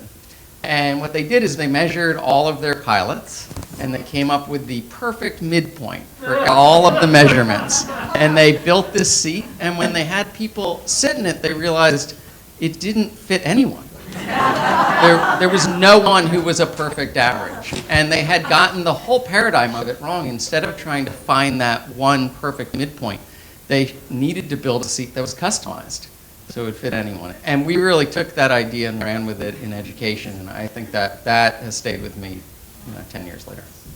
Marc, any other personal relationships that shifted? Because you had such intense interactions. Yeah. I mean, I think like one of the things we did is it was really a group that brought people together on all sides of the issue. So it's just so rare to have people from the left and the right in the think tank world together with people working in charter schools, people working in districts, to have representatives from the AFT and the NEA all in the room together. And I do think it was really cool to see when people let their guard down, what they were thinking and what they could come up with. It also just personally, it makes it a lot harder to engage in all the dunking on social media when you start to know people a little better. So I think that's made me a better leader too. That's great. I'll just interject shamelessly again to promote our book, is that Education Reimagined is a central story through the book. And there were two women in particular, one of whom said, I'm only coming to the table because I'm afraid what the unions are going to say. I need to defend myself. And then a woman who's now the president of the NEA saying, I'm going to be there, but I'm really worried about sitting with Giselle. And of course, by the end of the last session, I got up and said they loved each other and went on a speaking engagement together. So that's the kind of impact these relationships can have. Howard. Yeah, I think the personal relationships just make such an enormous difference. It's a cliche in Washington that everything is personal, but it is. And when you can build relationships with people who might not instinctively agree with everything you believe, it's easy to call them later, 5 years later, and say, I got this problem, can you help me out? And people do. We had, in terms of personal relationships, we actually had a couple of members of the collaborative who passed away during the course of the project. Went on for several years. We had a couple of people who passed away, and everybody pulled together for the spouses, the surviving spouses, which was really touching and kind of not a Washington thing, but it had happened. The other thing about the project was it helped me understand the institutional constraints that people here have. I've been very fortunate over my career that I've been able to operate with very limited institutional constraints. I could basically say what I want. But there are people in the collaborative who couldn't. And they worked very hard to do as much as they could given the constraints that they had to live with. And I didn't appreciate that until I did this project. Great. Aparna. Yeah, plus one to that. I think for me, the learning, because I've often approached a lot of these policy debates as an economist, as someone who's worried about things like, okay, families need incomes, that requires labor force participation, why do we need childcare? Well, it's because people want to be in the workforce. And I think what was very clear from a lot of people in that group was, yes, even working families, but that doesn't mean that there's some federal program that has to be instituted that is the only solution for working families to get paid leave or childcare, right? A lot of families still want to be able to provide, be there for their children, want to be able to provide that care for by themselves. So just it was in many ways really eye-opening to hear these different perspectives and to understand that the way I view and think about things is not necessarily how everyone does. And I think it did form lasting relationships. It did seep into the recommendations we put out because we're very clear, it's how families, want to access childcare is the way they should be able to access childcare. And it's not, for example, this one federal program that is the one-size-fits-all solution. So that was interesting. Great, thank you. So I hope we've all now been given at least a glimpse of some of the impacts that the projects have and the effects they have on the participants and how they lead their lives, how they interact over time. And now it's time to open the floor to all of you for questions. I see Perry Bider and Chip Howe. So is it Chip Howe will go first, I guess? And then Ron Pollock, yeah. So I was grabbed at the end, Marc, when you talked about the end of average, which is, I read a few weeks ago, and the one story that stuck was the cockpit story. Yeah. And when you shoot for averages, you get blah. And what I hear as the genius of what Convergence does is to spark creativity. And I was at an event convened by the Carnegie Endowment a few months ago that Rob would have and Mariah would have set up totally differently. And we had very smart, very creative people, and they couldn't get out of their own silos. And so the question is, and I don't have an answer to it, is what have you all done to get people to say, aha, there are other ideas here. There are other, it's what getting, yes, folks would have called reframing. How do you get that creativity to happen? It helps to have Rob's humor, but how else? I'm happy to start. I would just say one of the things I always appreciated about Convergence and the project, at Reimagine Project, was really strong facilitation.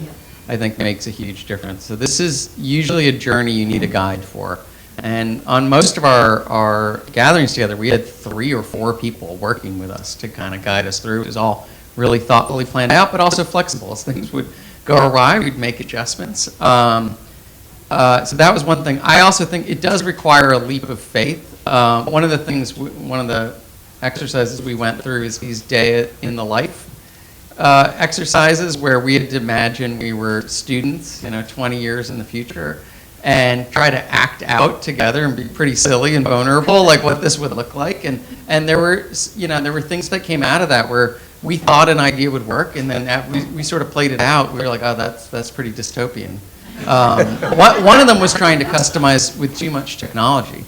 And as we actually tried to imagine ourselves in that world, and headphones on or in front of a screen all day, we were like, we don't want that for our kids. So one of the principles that came out of this was that whatever we created had to be socially embedded, and it had to be grounded in relationships, and that became a core principle of what we were promoting.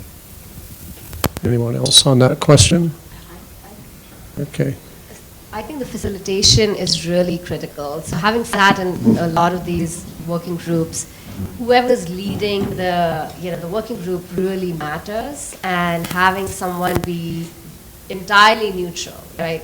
We're not here, we don't have opinions, we're just here to collect everybody's input, and then we will come back to you, having put all of that information together for you to react to.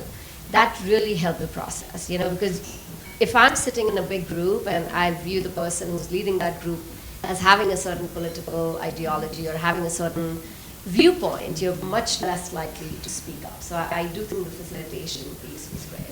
Oh, that's important. I would just add to that too. The facilitator in my project, and I think several of yours as well, was extremely knowledgeable in the issue. So every day that we met was structured, and there was a lot of research that was brought. There were interesting speakers who added to the group's knowledge, and still, the facilitator did not reveal any bias, which was key. But I think it's not just having a great facilitator, it is having the process from soup to nuts.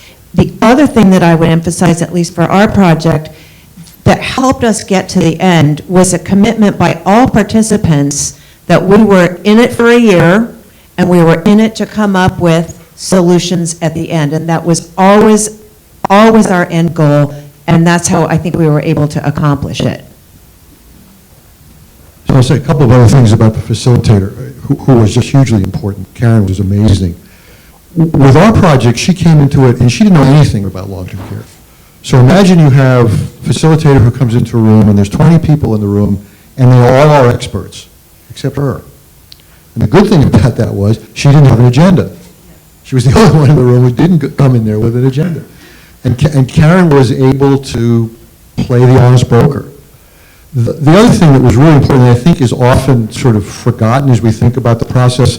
So there's the process around the table, which is really challenging, but also really exciting.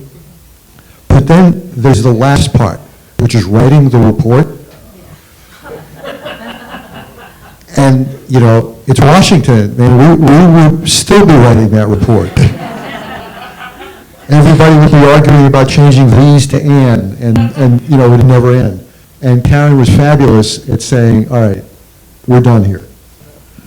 And that was really important as well. Yeah, it's true. You can have death by consensus. I see a lot of hands on. Let's try to get to people who haven't heard from you. I mentioned Perry before, and then maybe we'll go to this table here. Ronnie, I'm going to let some others go first, as it's time for you, because you had one question. Perry Biter, right in front of you here. And just a small reminder to please speak into the mic. You have to hold it a lot closer than you think. My bias may be revealed here, but so what? This is a question about media coverage. We had a question earlier today about media silos or bubbles or, you know, separate ecosystems. Has the media coverage across the ideological spectrum been open to hearing about the results of your dialogues? We heard a reference to NPR and the New York Times. What about the Fox Newses of the world? That's probably more a question for Convergence than any of our participants. And the weather's warmed up outside, and I think it'll be a nice day.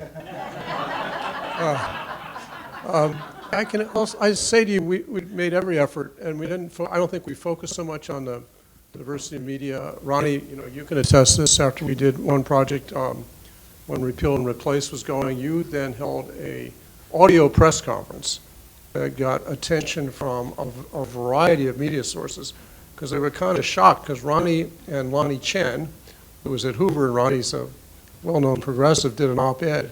And one woman, I forgot which, was it Congressional Quarterly? It was one of the national magazines says, I never thought I'd see this in my life. And then she profiled it, and she was a down the middle one. So I don't know if we've been that successful getting out to the media the way we'd like to. It's hard to. We always try to put our stakeholders and our ideas forward. Not usually trying to aggrandize Convergence, but it's just difficult to get coverage at all to begin with, would be my answer.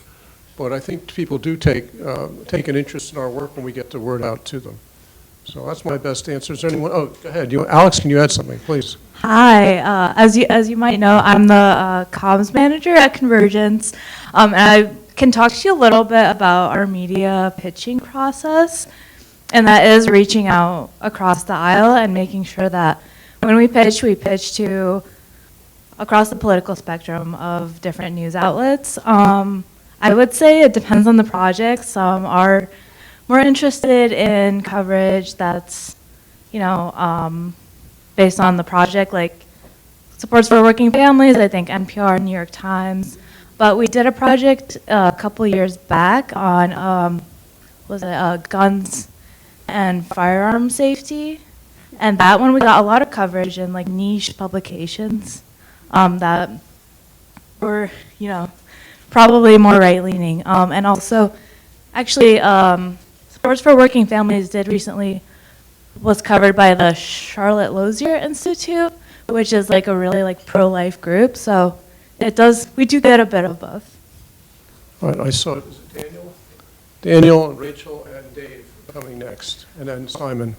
Thank you. Really appreciate this conversation. So I'm Daniel Haynes. I'm the Chief Policy Officer at the National Association for the Education of Young Children. I remember when the family report came out and some of the interesting conclusions that came out of that, and I would have loved to have been a fly on the wall in some of those conversations. I am curious, and I think Barna and Marc, you both mentioned the value of surfacing different and new perspectives, and I'm curious to what extent Convergence engages impacted families, child care providers, teachers, students in this policy review process. A lot of it seems like it's very high-level policy expertise, and has there been any intentional effort to bring impacted communities and impacted individuals into this debate process to design solutions for those communities?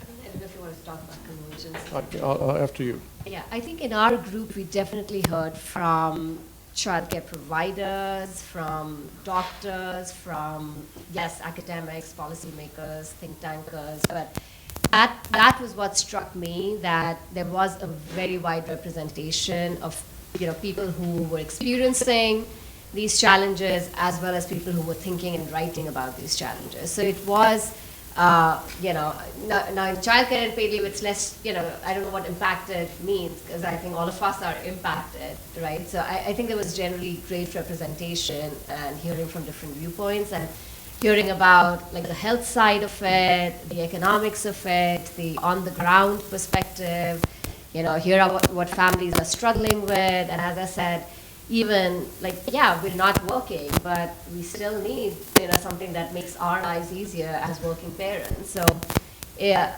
I think that there is the process itself does enable that, and that's where we all get more enriched with our solutions. And you'll see that in the report. It's not, it's not as prescriptive, I think, as some of the other stuff that gets put out, and it's precisely because there's a recognition that there isn't this one solution, right? And there are different participants and the different families who are facing, a wide variety of challenges. Anybody else? Go ahead. I was just going to add that I think you see a great example of this is this was really a national policy project, but there's interest at it at the state level.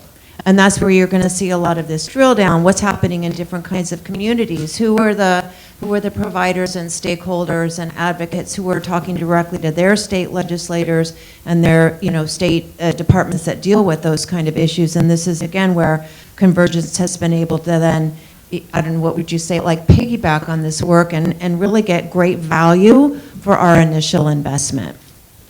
Anybody else on this? I'll just say quickly on behalf of Convergence, yes, we have to have tables in which there's collective influence. So if they reach agreement, you can move the dial. But we've always internalized to have as many people either in the room with lived experience or to go out and talk to people so we have those inputs. We did a project originally on reentry ready. A third of the table were formerly incarcerated men and women. And then we also went into a prison to talk to people currently incarcerated. So we believe in that to have a full panoramic view. Some projects like the federal budget process, I mean, the average person on the street doesn't have opinions about that, but most other things, we need that input, or we'll get that input so that we're not missing a view, a wider view of it. On the other hand, you have to have people who can do something about it, so it's a good mix of that. I think I mentioned Dave Walker, and then Rachel, and then Simon, and then Ronnie. Couple of comments and a question. First, I like convergence versus consensus. They're very different, and when you're dealing with major controversial public policy issues, you're not going to get consensus. The best you're going to get is convergence, okay, which is appropriate. Secondly, process matters, because when you're dealing with very difficult challenges, you know there's going to be opposition, no matter what you come up with. You don't want to fight a two-front war. You don't want to fight a war over what you're proposing, and then what was the process you used to get up with your proposal. Last comment and then question. A lot of things you're talking about sound like grass tops people rather than grassroots people. I could be mistaken. Ultimately, to be successful, you need both. You need grass tops to come together and grassroots to put pressure on Congress, because they're worried about their job and they're worried about what people will do if they don't do their job, which they're not doing it. My question is, ultimately, the reason we do this is to achieve outcomes. What outcomes, what positive public policy outcomes were achieved? Yeah. I think it's a long question, and I'm not sure. If anyone wants to talk about your policy outcomes in particular here, we can do that. I would just say, historically, for instance, the first project I ran, which only got off the ground because Ron Pollock put his shoulder to the wheel, was on healthcare coverage. It led immediately to expansion of child health insurance. And as Stuart will tell you, designed the architecture of the Affordable Care Act on an issue that was stuck. The other impacts are harder to measure. Some have been partial impacts, some are still pending. Some have been going on at state and local level, as Howard mentioned, on long-term care. In education, the choice wasn't to do top-down, but to build out a network, and now affecting thousands of people.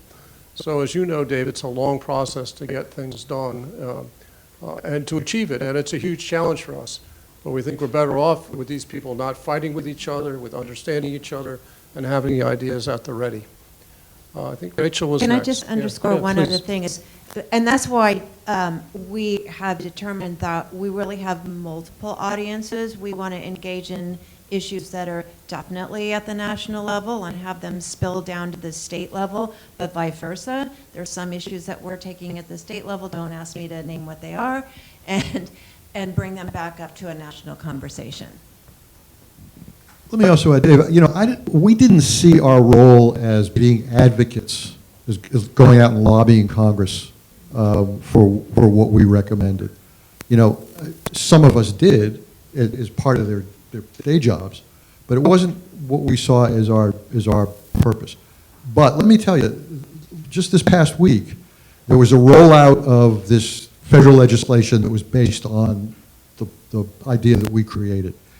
And in that room were a number of people whose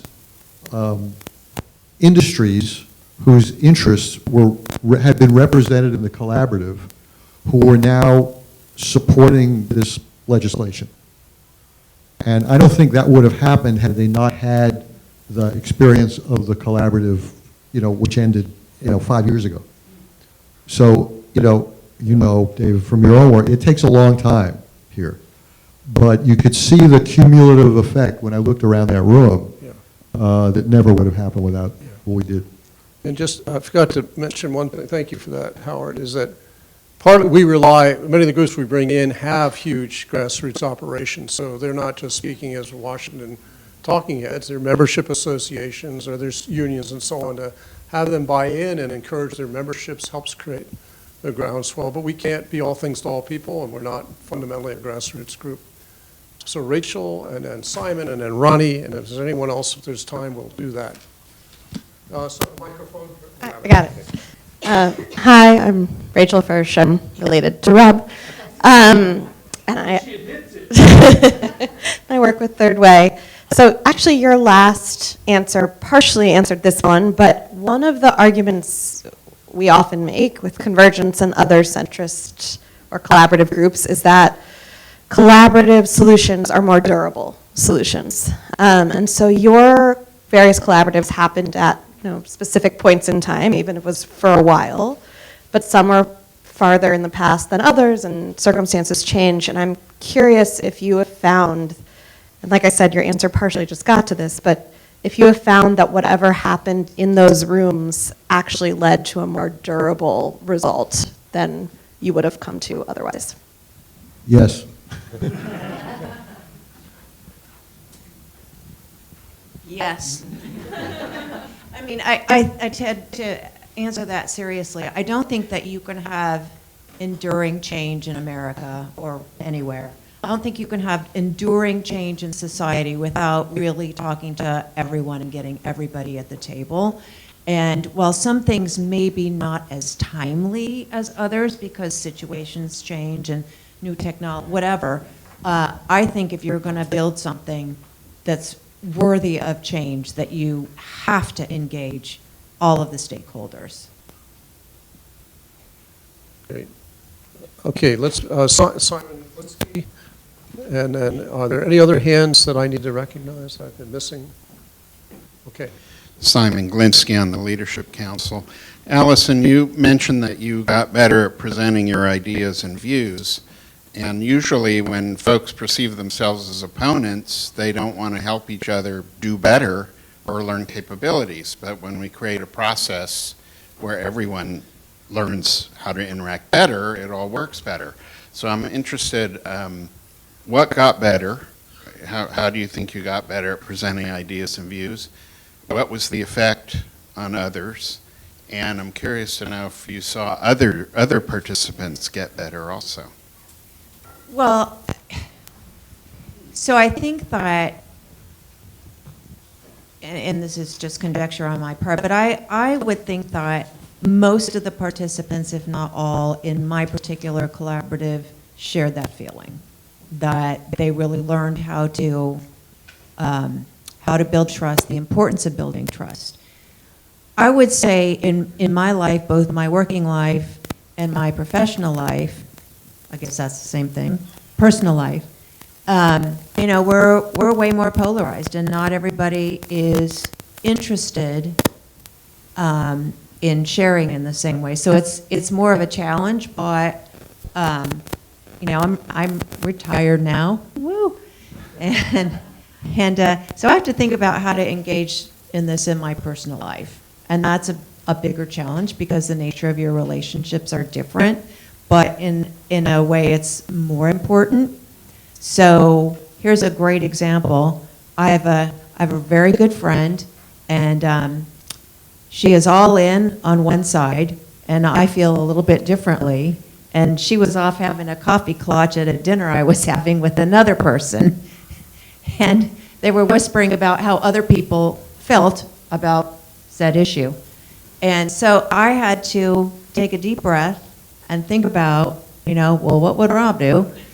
And invite them back into the conversation, which was really about wine and husbands, and and not about politics. And I really feel like my experience in trying to meet people where they were at the table at the time, has helped me in my personal life, and that's just one little story. If only everyone in America has been to a Convergence gathering, Put that on tape.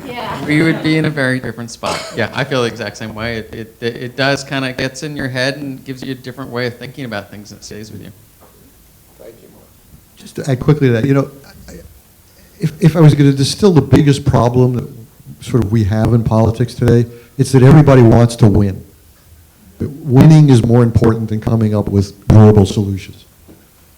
And the thing about Convergence is that was not the goal. The goal isn't to win. The goal is to come up with something that works. And that, I think, does bode well for the future. Everybody can't be in a Convergence group, but I think as time goes on and people get tired of this environment we're in now, I think what we all do with Convergence is the kind of thing that's going to resonate again as the cycle goes along. Thank you. Last question unless there's anything else from the panel. Ronnie, you've got the floor for the last question from the audience, and I'll wrap it up. Just preface something and then throw my question at you.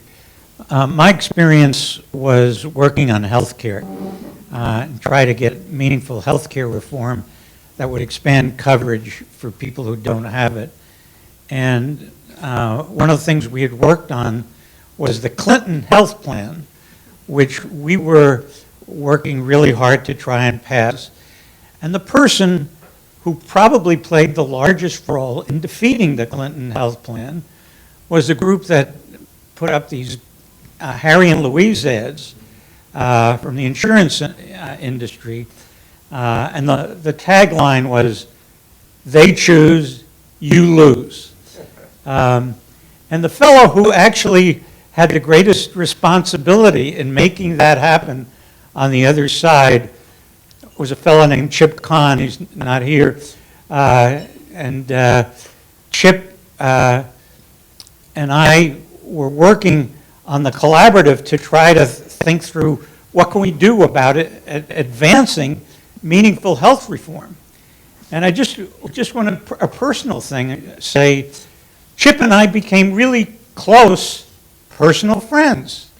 We did a lot of things. We went to ball games together, and we didn't let our differences erode what was a blossoming relationship. My question is a little different. Howard said something at the very beginning. He was talking about how the people in the long-term care collaborative probably had similar ultimate goals, but they had different methodologies about how to achieve those. And I'm very much used to that. I relate to that experience. So I throw a different question at you. What about a major stakeholder, incontrovertibly a major stakeholder on a particular issue who really thinks it's in his or her interest not to move forward at all on the issue, politically or in some other way.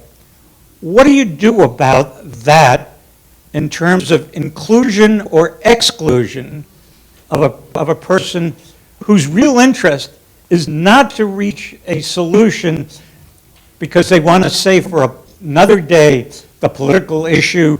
I mean, we all can think of examples. I won't do that. So I ask you, what do you do about that in terms of this incontrovertible stakeholder who really is important on this particular issue, but who really is just really does not want to move forward? Do you include that person in the collaborative or not? I think it's more a question for us at Convergence. First thing we do is Mariah signs the book and sends it to this person, and they read the book, and then they join the Convergence board. Look, there's a number of answers to this. Ronnie, you may or may not recall, but in the original HCCU project, toward the very end, the unions made a calculation they could do better by waiting for the 2004 election and their hopes of John Kerry, then trying to get a change through during the Bush administration. So they did walk out, but they walked out peacefully, and they agreed not to criticize the process, which was part of the conditions of coming in the room.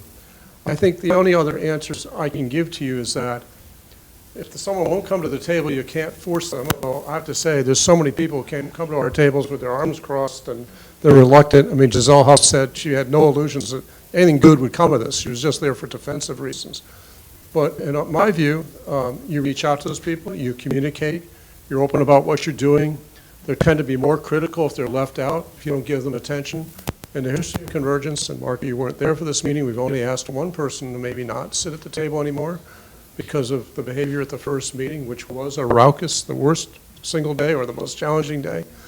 But we kept that person close. We kept that person informed. We made it so it was more difficult to attack us and our motives and what we're doing. He couldn't attack our process then. And then you try to win them over time, but there's certain people you cannot control. And so you do the best you can, and then you make a decision. Can you go forward without that person? Is that person such a spoiler that we can't get anything done, or can we operate with allies of that person or other people in their particular world and bring them in? Those are my best short answers. Yeah, Howard, please. So we had an interesting situation in the collaborative, Ron, as you know.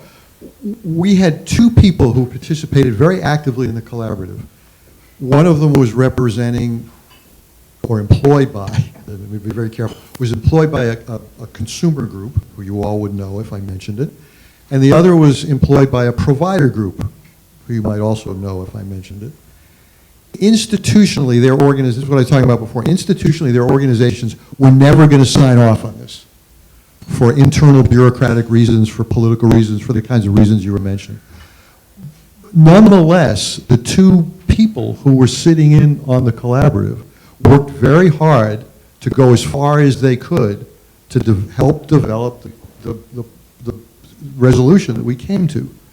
Even though we knew well, early on that institutionally they were never going to sign on. We wrote the report. Their organizations were not listed as signatories of the report, but it was okay because they really helped inform our thinking and made some progress here. And one of those groups was actually represented at that meeting that I was telling you about the other day. So things changed. Yeah, great. So we need to wrap up. Oh, was that a final? I can ask another question. We have time. I don't know if we have time for one last question. You do? Please. Please introduce yourself. Sure. Dan Coffey with a company called Open Betting, one of the technology people that might be here in the room. I'm interested, because I've been in the bridging space for a long time, and there's always this, how do I take this really meaningful personal experience and translate it out to the would-be other participants, the people who are still grousing, frustrated, et cetera, et cetera. And it's kind of a question for the panelists of like how this is sort of a debate around, do you have cameras inside the courtroom or not? It's almost like, to what degree would you be comfortable? How would you respond to saying, like, can we somehow bring more audience in to watch the development of ideas, to watch the conclusion, like all the sort of things to say, like, this is, hey, everybody on all teams present, this is the representation of the best conclusions and the reasons why, et cetera, and just like there's anecdotal reactions to that, or maybe Convergence already has this on the roadmap, so that's what I'm curious about. I guess this one's for me too, or Mariah, if you want to. It's complicated because you're building trust and it's very ginger.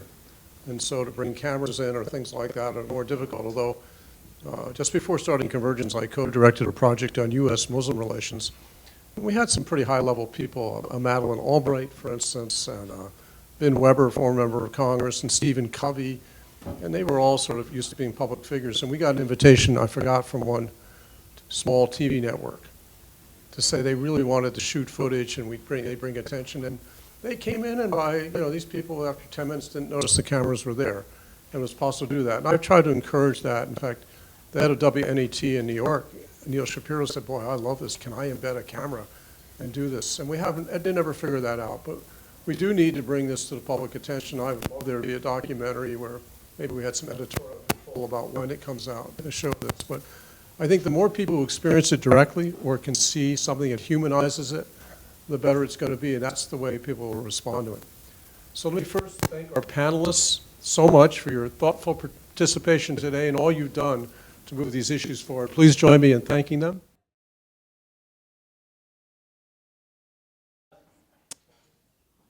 You may have noticed that Neil Bradley is not me, and I am not Neil Bradley. Neil is an amazing board member. Unfortunately, he couldn't be here with us today. He works at the Chamber of Commerce, and I've heard that the Chamber of Commerce is a little busy these days. I wonder what's going on. So with us today, we've got two wonderful guests. The first is Derek Kilmer, who models the Convergence values in a whole myriad of ways. Derek is currently the Senior Vice President of U.S. Program and Policy for the Rockefeller Foundation. Derek has served 6 terms in Congress representing his district in Washington State. I know many of the folks that are here in the audience have worked with Derek in a lot of different ways. I see Mariah in there from Interfaith America. I see a lot of other folks. And Derek has really led the torch on how to be able to move past this moment. Specifically, as an organization, Convergence has worked with Derek as he's co-chaired the bipartisan working group in the House, and he's also, as he was the chairman of the Select Committee on Modernization. And somehow your hair has not fallen out yet, Derek, so thank you for your service. Well, thank you for your service, and thank you for the work you're doing. Second, is my pleasure to introduce Stuart Butler, who's actually been one of the longest, if not the longest serving board members of Convergence.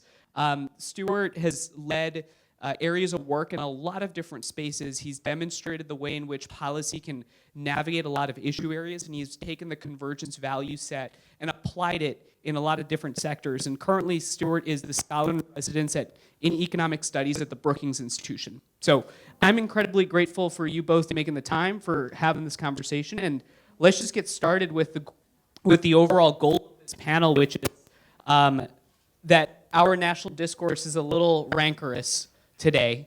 What is your view on how we can actually rise above the current moment, and what are some opportunities and hopes in terms of what you see at this current moment in our country? First of all, thanks for having me. I'll give you the bad news and I'll give you the good news. We all know the bad news, right? NBC News had a poll a couple years ago that said 70% of Americans agree with the statement, America is so divided it is now incapable of solving big problems and it's getting worse. There was a battleground poll, appropriately titled Battleground Poll, that asked Americans on a scale of 0 to 100, with 0 being no conflict and 100 being civil war, where would you place the United States right now? And the median score was a 70, suggesting that Americans thought we were more than 2/3 of the way to civil war. As in my old job, and I'm here now working for a nonpartisan nonprofit, in my old job, I remember going and visiting a YMCA in my district, thinking they were going to talk to me about gymnasiums losing money during the pandemic. That is not what they wanted to talk to me about. They wanted to talk to me about fights breaking out at the Y over politics, over the hat someone was wearing, or the shirt someone was wearing, or the cable news channel someone was watching on the elliptical. Now, you can hear that and think, well, I guess that's life in 2025, and we're just not going to get anything done, and we're all going to have to worry about civil war, and we're going to have to worry about, what we're wearing when we work out. Or you can say like, well, yeah, no, I reject that, right? Like that's not the direction that we will take as Americans. And to the credit of Convergence and all of you in the room who are taking up this mantle, like you are rejecting that. And, President Clinton once said there's nothing wrong with America that can't be fixed by what's right with America. And I share those polls and that information about the why as a preface to sharing some of the good things that happen. That same why said, we are now going to hire a consultant that's working with our staff and working with our board and training folks in conflict resolution. We're actually hosting bridging events with our members to actually figure out how we work together to work past our differences and maybe even solve some problems for our community. We had, frighteningly, in Tacoma, in my former district, we had a series of attacks on faith institution. The Islamic Center got burned to the ground. We had 2 Buddhist faith leaders assaulted outside their temple. We had a church get vandalized, all within the span of about 6 weeks. And in the spirit of something good coming out of something bad, they actually hosted like one of the best 90 minutes I've had in public service. And it was an interfaith solidarity event that in essence said, hey, that's not what we're about. That part of living in a religiously and otherwise diverse, pluralistic democracy is you're going to live next to people who think and look and pray differently than you do, and it cannot come to violence and conflict. And they've actually worked to continue that momentum and that effort at interfaith solidarity in that community. So even when we've seen bad things happen, the antidote has been local action, in essence saying that's not the future that we want, that is not the present that we accept, and that we're going to work to bridge these divides. Thank you for that, Derek. And I know that when you and I had first spoken on the podcast a while ago, you'd mentioned the power of local action. Stuart, could you speak a little bit to what you see as the opportunities to move past the rancorous dialogue of the status quo? Well, we're bridging the divide with one microphone. Yeah, let me just say from the starting point that it's very easy to talk yourself into a depression. I mean, in the sense that there's no question, we see anger everywhere. I was just talking outside the room about my wife is involved in trying to get affordable housing in Chevy Chase, DC, which is a kind of a Tony area of DC. And it's unbelievable the language that people are using about each other in this, just in terms of enabling people to live in that community. It's very easy to kind of talk yourself into this view that there's no way forward. I'm also a historian by background, and I was, as you can probably tell, not born in this country. And a few weeks ago, my wife said to me, I can't believe how dismal it is and how frightening it is would be for somebody to have a child today and think about the situation of today and what they look forward to. And I said, Jamie, I was born in 1947. In 1947, we'd had 2 world wars in the last 30 years, hundreds of millions of people killed. We'd had the Depression. We had the worst winter in decades in Europe, and thousands upon thousands of people died. It was pretty grim. And yet, we think of the 50s and the recovery as being one of those dramatic changes. So it's really important, I think, not to get so hung up with what the situation is now. And that's why when you said your second part of your question, kind of why should we think, what is it that gives us a positive feeling about the future? I think it is that, deep down, people do want to get on with each other. And generally, when they get to know each other, generally, they do like each other. But today, there are barriers to that. People tend to be more isolated today than they were decades ago. They tend to live in the same place, have people from the same background as friends, and so on. We see the role of influencers now. When I first came to the United States, everybody watched Walter Cronkite, right? Now everybody gets their news from influencers. Now everybody's Walter Cronkite. That's right. You're exactly right. So that's what's going on. And so I think in many ways what we've got to do is to is to think hard about how do we get through this fog, both a mental fog of people thinking that it is an end of an era, and also through the sort of the fog of the barriers to communication that we see. That's why looking at things like housing is so important. I mean, that's one of the areas we're thinking about in terms of future projects at Convergence, mixing people from different backgrounds. The work we're doing on social determinants of health is very much involved in terms of saying what's going on with certain people who are cut off, who don't have the range of opportunities that others do. They're there, and I think underneath, Americans are what they've always been like, and that's our great strength. So, okay. Yeah, if you could just speak directly into the mic, Stuart. They're saying that they can't hear apparently. Let me ask you to give a quick 30-second follow-up on this notion that you outlined, which is there are a lot of opportunities. There's a lot of things we're hearing and seeing, and almost every American you talk to will say, "Man, it's incredibly divided. And I want something better." And yet the reality is different than what people are seeing and what they want. Why is that? Can you explain that cognitive dissonance, and then I'll have Derek speak to that as well. Well, we know some of the reasons that I've already mentioned and we both mentioned. Who do you listen to? Who do you get news from? Who is it who portrays other people to you? You know, if it's on the internet and if it's on, that kind of experience, you're going to get a distorted view. It is amazing, isn't it, how many people who, say, get to know their neighbor who's just moved in, and he's a great guy, this person, and then they discover that he's actually on the other side, and they can't believe it. It's a disconnect, right? So breaking through that, I think, is so important. And what we've discovered, of course, with the Convergence project, you heard this in the last panel, once you actually get past these barriers, you discover things that can, turn you in. It's almost like a religious revival in terms of thinking about what people are. And I think that's what we have to look forward to, and that's what we have to work on. Derek, how do you think we can break through? Yeah, I think it's tricky, right? JD and I worked together on the Select Committee on the Modernization of Congress, which was this great bipartisan effort that no one's ever heard of. And, I say this in part because, it almost became a joke on our committee how often we would get booked for cable news and then canceled by cable news to, bumped by whatever the outrage of the day was. And, so I don't know that we have enough time or enough resources to reform the media landscape in this country.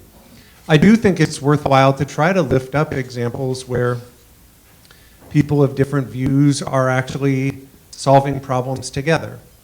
And sometimes that happens in our communities, and many of the folks in the room are working on those sorts of collaborative efforts. And sometimes that even happens in Congress. Can I tell a quick story? Absolutely. So I'll give you a quick example. My first term in Congress, I'll tell you the background on it just because I think it's fun. I called this friend of mine who was going through some tough times personally, but I called to check in on him, and he said, the irony is, professionally, I'm doing better than I've ever been doing. I said, tell me. He said, well, I'm working with this nonprofit that's focused on helping asset-poor people build assets. And he said, we're working with this Harvard economist, and he found all sorts of interesting stuff. He found one, that asset-poor people disproportionately don't have savings accounts. And second, if they do, they aren't making deposits into their savings accounts. And the third thing they found was that asset-poor people disproportionately gamble and play the lottery. And so this economist came up with this idea called prize-linked savings. And the notion was, if you could take the excitement of gambling and playing the lottery and applied it to saving money. Here's how it worked. Every time you made a deposit, you would earn a chance, and the chance would be for cash prizes. Your money would never be at risk, but rather a financial institution would use its marketing budget, and rather than running TV ads or radio ads or online ads, they would offer cash prizes. Here's what they found. It wildly influenced savings behavior. People were far more likely to open up an account, far more likely to make deposits. The other thing they found was that it was illegal.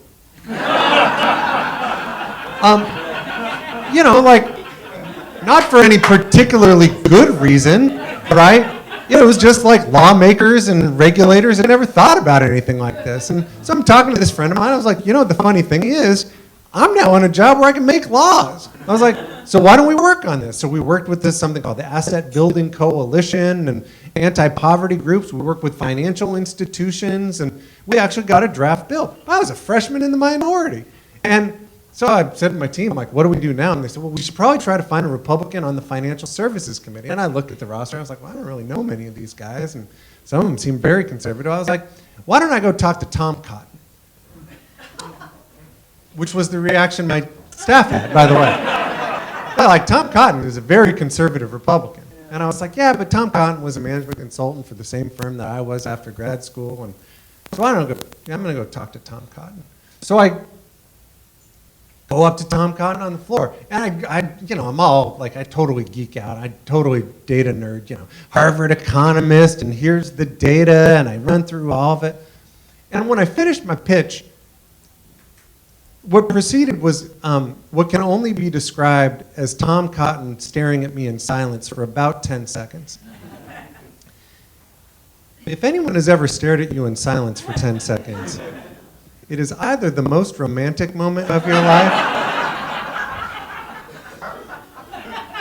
or the most awkward moment of your life. And in this circumstance, it was both. I'll be honest. But when he broke the 10 seconds of magic, he said, so what you're saying is you want to introduce legislation that would eliminate unnecessarily onerous financial regulations that keep financial institutions from offering an innovative product that would make people more self-sufficient and less reliant on the government. So it was the most romantic 10 seconds. I got to tell you, I was like, you had me at hello. And it was a Kilmer-Cotton bill in the House. It was Jerry Moran and Elizabeth Warren in the Senate. Passed the House, passed the Senate, and now there are tens of thousands of Americans who have these things called prize-linked savings account. And none of you have ever heard of it, right?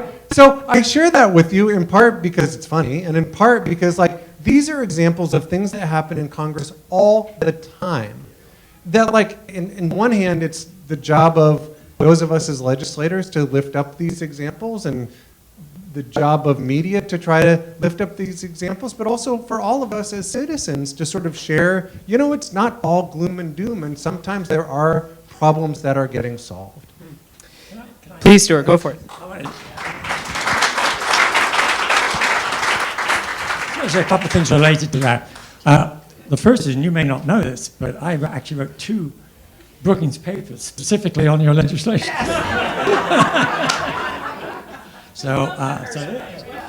Stuart is the American public. As you and I go, everybody goes, right?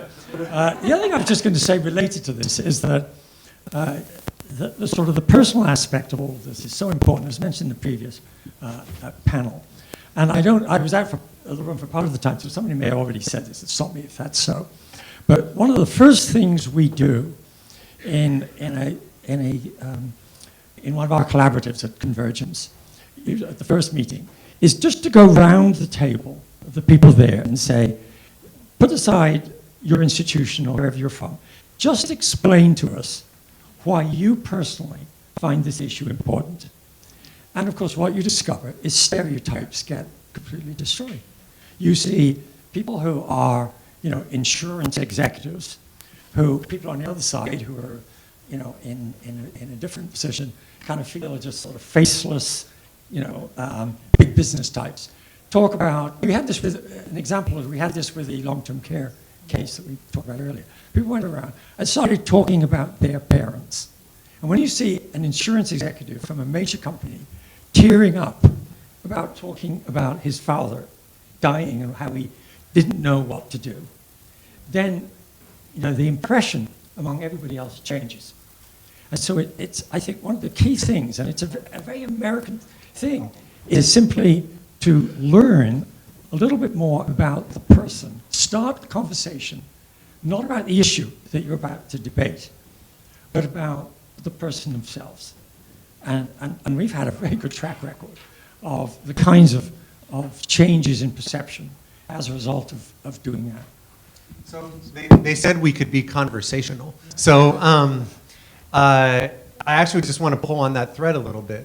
I mentioned the Select Committee on the Modernization of Congress, which was set up with 6 Democrats and 6 Republicans.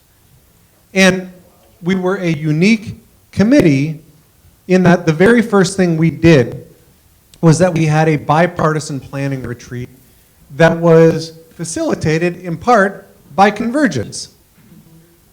And the very first thing they had us do, we were sitting at the Library of Congress and we went around the room and they asked, why did you come to Congress? And how has it met or failed to meet your expectations? And if you had been a fly on the wall, you wouldn't have known who the Democrats were and who the Republicans were. You would not have known, right? And immediately you started seeing relationships develop. And as people talked about things that they were like, well, this is how it's failed to meet my expectations, we started keeping a list of like, maybe that's something we ought to work on, right? Like a pinball, I feel like a pinball who like bounces from committee to committee, all of which are scheduled at the same time. Hey, maybe we ought to work on that, right? These sorts of things came up. Similarly, and perhaps more difficult, our committee was extended with the rules package that was passed January 3rd of 2021. And then January 6th of 2021 happened. As the chair of that committee, I went and met one-on-one with every member of the committee. And 9 of the 11 people I met with said, I'm not quite sure that I want to be on this committee anymore. I'm not quite sure that I want to be in a room with folks in the other party. I had one person say, I have security outside my home because of the events of that day, and I just don't want any part of it. And to my knowledge, we did something that happened nowhere else in Congress. We worked with Convergence. We brought in an outside facilitator with expertise in conflict resolution, and we actually talked about the 6th of January. And it was raw, and it was hard, and it was important. I remember walking out of these one-on-one meetings, and I remember saying to my chief of staff, man, we're hosed, right? Like, I don't know that there's going to be a path forward. And after we had that facilitated dialogue and talked through it, you know, I still remember my colleague who had security outside her home came to me and said, you know what, I'm still really upset about that day. And I still really disagree with my colleagues across the aisle who, you know, voted to reject electoral college certification and, you know, support someone who I view as instigating that. She said, but you know what, after today, I'm willing to work with them.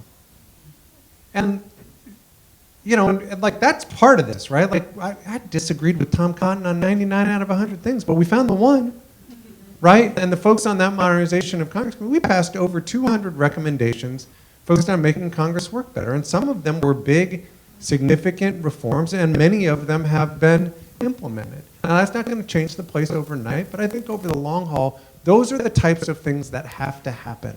Like, we've got to find those shaded areas of the Venn diagram and at least work on those things together. Please, Stuart, go ahead. Yeah, I'll just add one little coda to that. As you said, Convergence was very involved in that, and I think it's really important to stress the importance of kind of professional facilitation in this. People who kind of who read the room, who understand, know when to take a break, and know when to work through a break to get something done. And that's I think the key, and why an organization like Convergence is so important, because that's what we bring to the table. It's not some brilliant sort of policy solution. It's helping people work the stuff through, understand what they're really like underneath, what their values are underneath, finding out that they're the same in most instances, and sort of getting to know each other. You know, since I come from the UK, you never talk to your neighbor in Britain. And so I had to be trained to do that by my wife when I came. It took about 10 years. And it's amazing how, you know, I found all these people in the neighborhood who had very different political views than mine, but they were nice people, and we could actually talk about these things. That is so different from the stereotyping, the assumption, which is what so drives things today. Yes. So I'm going to ask one last question, then I know that the audience is interested in asking questions, so we will turn it over to you. as you know, I work on college campuses a lot, and we work with young people all the time. And the first question that they'll ask is, whether they're on the left or the right, they'll say, I appreciate everything that you just said, but the moment feels so urgent right now. You know, dialogue seems like it pales in the comparison of the moment, that we should be acting in terms of urgency, whatever that means. I'm curious how you respond to the average everyday American's impulse that what we see out in the world is a world filled of outrage, and that we need to meet the moment with something that isn't dialogue, but something more radical. And we see this both on the right and the left. What is your advice to that person? How do you respond to that sentiment? That dialogue is this kumbaya activity that doesn't actually meet the moment of today? That's a challenging question in terms of how you do that. I've noticed as I've got older how young people have very short time horizons when they start thinking about a problem and how to what solutions. TikTok's not helping. That's Yeah. I'm just setting the scene in terms of saying it is a challenging situation, and I don't have a simple answer. You know, maybe Derek does, but I think it's just very important to get people to start a conversation about anything by starting on a different topic that is more everyday. At our board meeting yesterday, I think you remember, we were asked to say something unusual about ourselves. And I said, when I was brought up as a libertarian in college, I had two Trotskyist roommates. And we were scratching our head, what could we agree on? We agreed on the fact that we both hated Stalinists. I mean, that was a very simple thing. So we found a way to just sort of get to know each other. And I think that indirect approach of kind of going around finding out about the person and what you've got to start with that. Now, I appreciate that may not be the answer that most young people want. They want a direct action, solve the problem now, rather than wait and sort of see how things develop. But I don't think there's any alternative to it. I think that you have to engage over the long haul on these issues, and you have to try to calm down the situation first before you get into finding a solution. I started keeping a list on my phone of things I learned from Nancy Pelosi. No joke. In the Notes app on my phone is just like, she would say something smart and I would type it into my phone. And it's a long list, but I'll share a few things that I think kind of meet the moment. One, she said consistently, her mantra was don't agonize, organize, which I think is valuable regardless of your political perspective, that hand-wringing is not an exercise that's particularly productive, that there are better ways to focus energy. She frequently referenced Lincoln saying, public sentiment is everything. With public sentiment, you can accomplish almost anything, and without it, almost nothing. Which I think also is a valuable thing to keep in mind as we think about, you know, how we stand up for institutions. The role of the public in this matters as well. She frequently reminded members of Congress that representative was not just their job title, it was their job description. But perhaps most germane to your question was something that that she often pointed to, and that was she viewed the job as two parts. One, standing up, standing your ground on issues of values, on things that were sort of fundamental, and doing the work to find common ground when you can. And, you know, I think there are moments, and we're in one, where like both of those things are required, right? Standing up on issues of principle where there are, you know, fundamental, whether we're talking about the Constitution or true issues of you know, or the rule of law or principle, and where there are opportunities to find common ground, we should do the work, right? Ken Burns frequently, you know, says, our national motto is e pluribus unum, and these days it feels like we have a lot of pluribus and not a lot of unum, right? But unum takes work, right? And I think it's valuable to, you know, to recognize that we, you know, when she says, when former Speaker Pelosi, Speaker Emerita Pelosi says we have two jobs, to stand our ground on issues of principle and to find common ground we have, I actually don't think that just applies to members of Congress.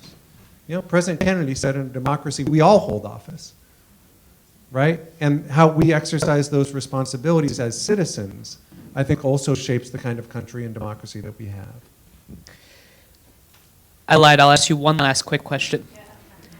What is one piece of advice that you would give folks that are listening to this conversation right now about what they can do in their daily lives to improve the state of civic dialogue or civic discourse? I think there's one word, which is listen. Listen or listen first. How many people get involved in a dialogue where they interrupt to correct within the first sentence or two, and it always goes south from there?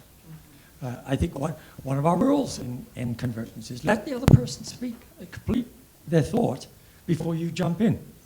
You know, I mean, it's not complicated stuff. We know this works. So I do think that listening first, holding your tongue, and maybe asking a few questions about how's your day been? Sort of what's been going on in your life? Because so often people's level of anger, and often just what irritates them, is so affected by what's happening in their life, their kids' health and so forth. If you start to kind of recognize that, then you can see there may be reasons why somebody has a position that you find that you're so hostile to. And it may not be because they're a bad person. They may have had an experience that would really have ticked you off too. So listening, I think, is absolutely essential. Very non-British, Stuart. You know, I'm inclined to say don't agonize, organize, but I think perhaps instead I want to lift up the work that the people in this room are doing, whether you're doing it on college campuses or whether you're doing it in faith communities or whether you're doing it with local projects designed to solve problems or whether you're doing it in Congress or someplace else. Keep at it, right? Like this is a moment where your work is needed more than ever. Your presence here matters, and I just encourage you to keep pushing forward. Well, thank you for that amazing conversation. Let's give them a round of applause. And we'll now turn it over to you. If folks have questions. I think, Olivia, you've got the mic. Is that right? Maybe right over there. Hi, Sean Dunning again. I spent years with Search for Common Ground. I worked with Israelis and Palestinians for 7 years. I worked on a project with Congressman John Lewis for 4 years, Congressional Conversations on Race, and got to go to Alabama with him 4 times. And I believe, Mr. Kilmer, you went a couple times, right? In that space, I was able to befriend a few members of Congress, not you, unfortunately, but and I heard the story from a freshman member, and I want you to reality check this for me, because I've been telling this story for years, and maybe I got it wrong. And the story was, she said, Sean, they, referring to the Speaker of the House and the House Majority Leader, they met me on the steps of the Capitol on my first day, and they walked me down the hallway, and they literally put their arms around me and proceeded to explain this is the way it works. Basically, maybe not in these exact words, but just do what the party tells you. Don't bother thinking for yourself. We're a team. We're going to stick together. We'll give you the talking points. We'll tell you how to vote. Just do what the party tells you. And wink, wink. If you don't, you're gone. And 2 years later, she was gone. But what I'm curious is you shared a very compelling story, which was awesome. And yet the issue of the prize, the prize thing, yeah, very cool. Seemed like a kind of a rather uncontested, unknown thing and very creative, and what a great example of bipartisanship. But what about the hot topics? What about the ideological divides? As a member of Congress, especially a freshman or early on, are you really able to go and talk to any other member across the aisle about things, or do you kind of have to follow party leadership? And I'm hoping now that you're out, you can tell us whatever you want. Well, there was a lot there. So I'm inclined to start where you ended, which is, as a member, you can go talk to anybody you want. And you can work with anybody on anything you want. Where the challenge is whether you can get enough momentum to get traction for the thing you work on. it was mentioned, I co-chaired something called the Bipartisan Working Group, which I joined as a freshman, and then took on the co-chairmanship. And it is a group of 12 Democrats and 12 Republicans who met each week for breakfast or coffee. And it was a meeting in 3 parts. First part of the meeting, they went around the room, and anybody who was working on something where they wanted to invite collaboration or co-sponsorship was able to make a pitch. So, you know, you all can look and see the bills that I sponsored. And if you looked at the co-sponsorship on those bills, they were almost all bipartisan, and almost always it was someone from the Bipartisan Working Group who was, you know, my co-lead who partnered with me on it. Not always, but very, very, very frequently. Second part of the meeting, we would talk about what's going on in Congress that week. You know, and those can be feisty conversations, right? If you were talking about healthcare or immigration, some of those hot, you know, what I can't remember what you call the hot topics or, you know, spicy issues, whatever you want to talk to, you know, like those can be difficult conversations. But to the point of Convergence's work, and I think part of the reason you're all here, is like we've got to get better about having those conversations, right? You know, I look at good democracy a little bit like a good relationship. You're not going to necessarily agree with your partner on everything, but you got to be able to talk to each other and listen to each other, and not have every interaction turn into the Jerry Springer show. And so part of what we did was just talk about what was going on in Congress that week. And then the third part of the meeting, we would bring in a speaker to talk to us about one of those big, hairy issues facing the country. And sometimes it was things like immigration or tax policy or health care, and just trying to figure out whether there was at least some area where we could find common ground. And I'll give you a good example.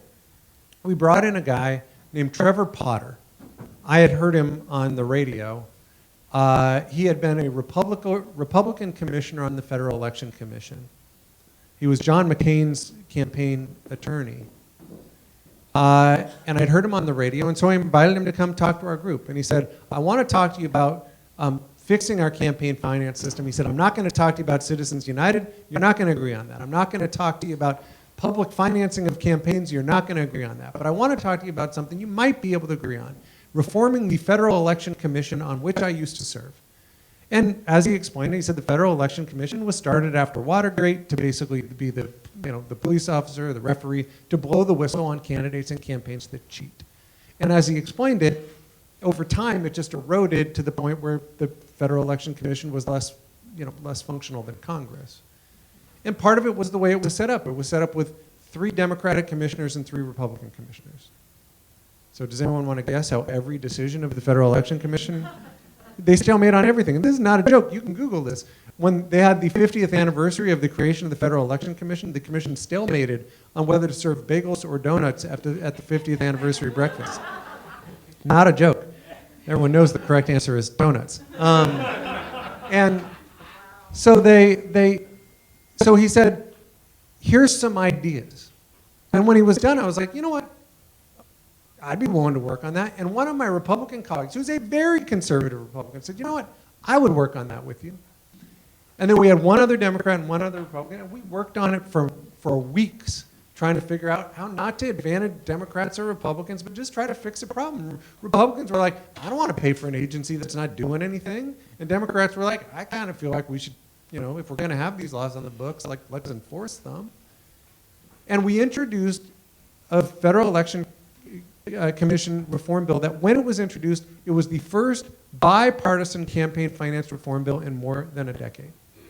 And I share that with you because, like, you'll never read about that, right? You're never going to hear that on the news. It's not a viral phenomenon on social media. But, and you know what? Nobody wrapped the knuckles of anyone working who participated in that group. No one wrapped the knuckles of people who sponsored that bill or others that were on you know, campaign finance reform is a pretty spicy topic, right? And no one got their knuckles wrapped. No one got called to the principal's office. People were empowered to vote and to champion things that they thought mattered to their constituents. Stuart, you wanted to add something? Yeah, I'd like to add a little bit to that.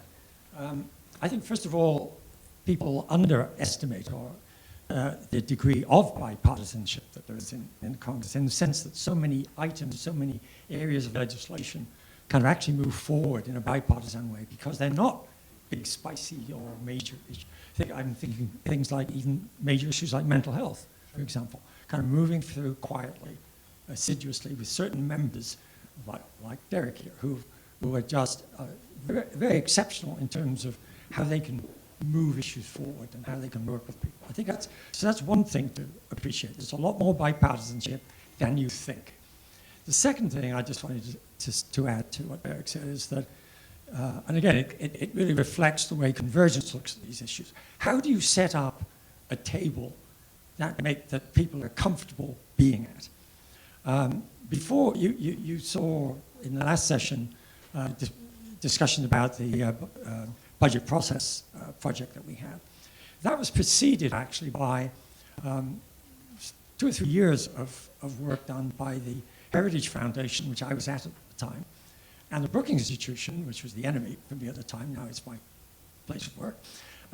But it was preceded by a whole set of meetings on the House side where we invited, as a Brookings Heritage, various members to come and meet. Now, what did we do? First of all, we picked a place that most people wouldn't see them, Tortilla Coast on the, it's a restaurant. God rest its soul. God rest its soul. It used to be a amazing place. We met in the basement, and the members came in separately from different entrances. So nobody actually knew that they were there. So you had a situation where they could come separately, they could actually talk together.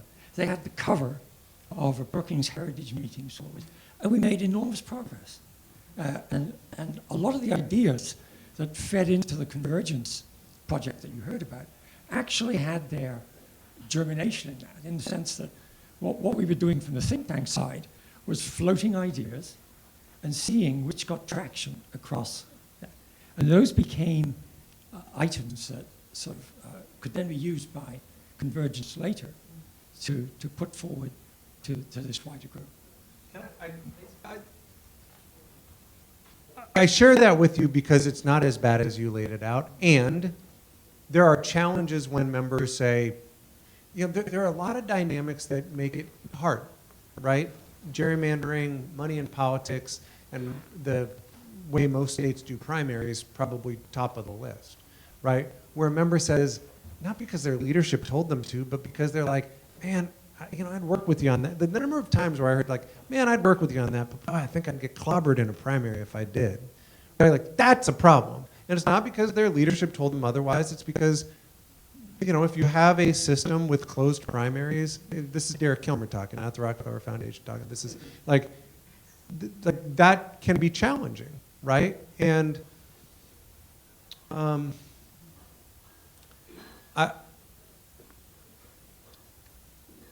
think there are people thinking about big reforms in that kind of space, and that matters too. And in the meantime, we got to figure out how we work together on stuff where we can, when we can. Rachel? Do we have a... All right, sounds good. I think we've got time for one more. Is that right? Okay. All right, thanks very much. I appreciate it. My name is Randy Liaz. I'm a master's student in conflict resolution at the Carter School. I also worked with Braver Angels for many years. I got to work closely with Dr. Bill Doherty, who I know that you've worked with. And there's a narrative about Washington that a lot of things changed in, I believe, 1994 when Newt Gingrich came in and really encouraged people to no longer spend time in the city and go back to their districts. And certainly in our master's program, we've heard a lot about progress that's made in the liminal spaces where people are spending personal time together, even on cigarette breaks, in the midst of official talks, when they go out of the official room. That's where things happen. And I've never gotten to talk to a member or a former member of Congress about this, but I'm really interested in your experience with that phenomenon and how much truth there is to that idea that we need to be providing our members of Congress so much more socialization time together to really have those informal moments and get to know each other, and that could be a major key to moving forward. It's a great question, and my personal take is it's like a mixed bag. the schedule in Congress and the calendar in Congress is stupid, to use a legislative technical term. You know, just to give an example, and I don't know what the schedule is for this year, but, you know, like a few years ago, I was in session 65 full days and 66 travel days.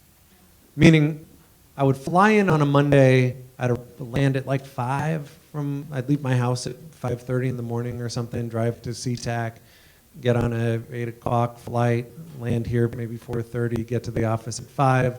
We'd have first votes at 6:30, kind of bed check votes.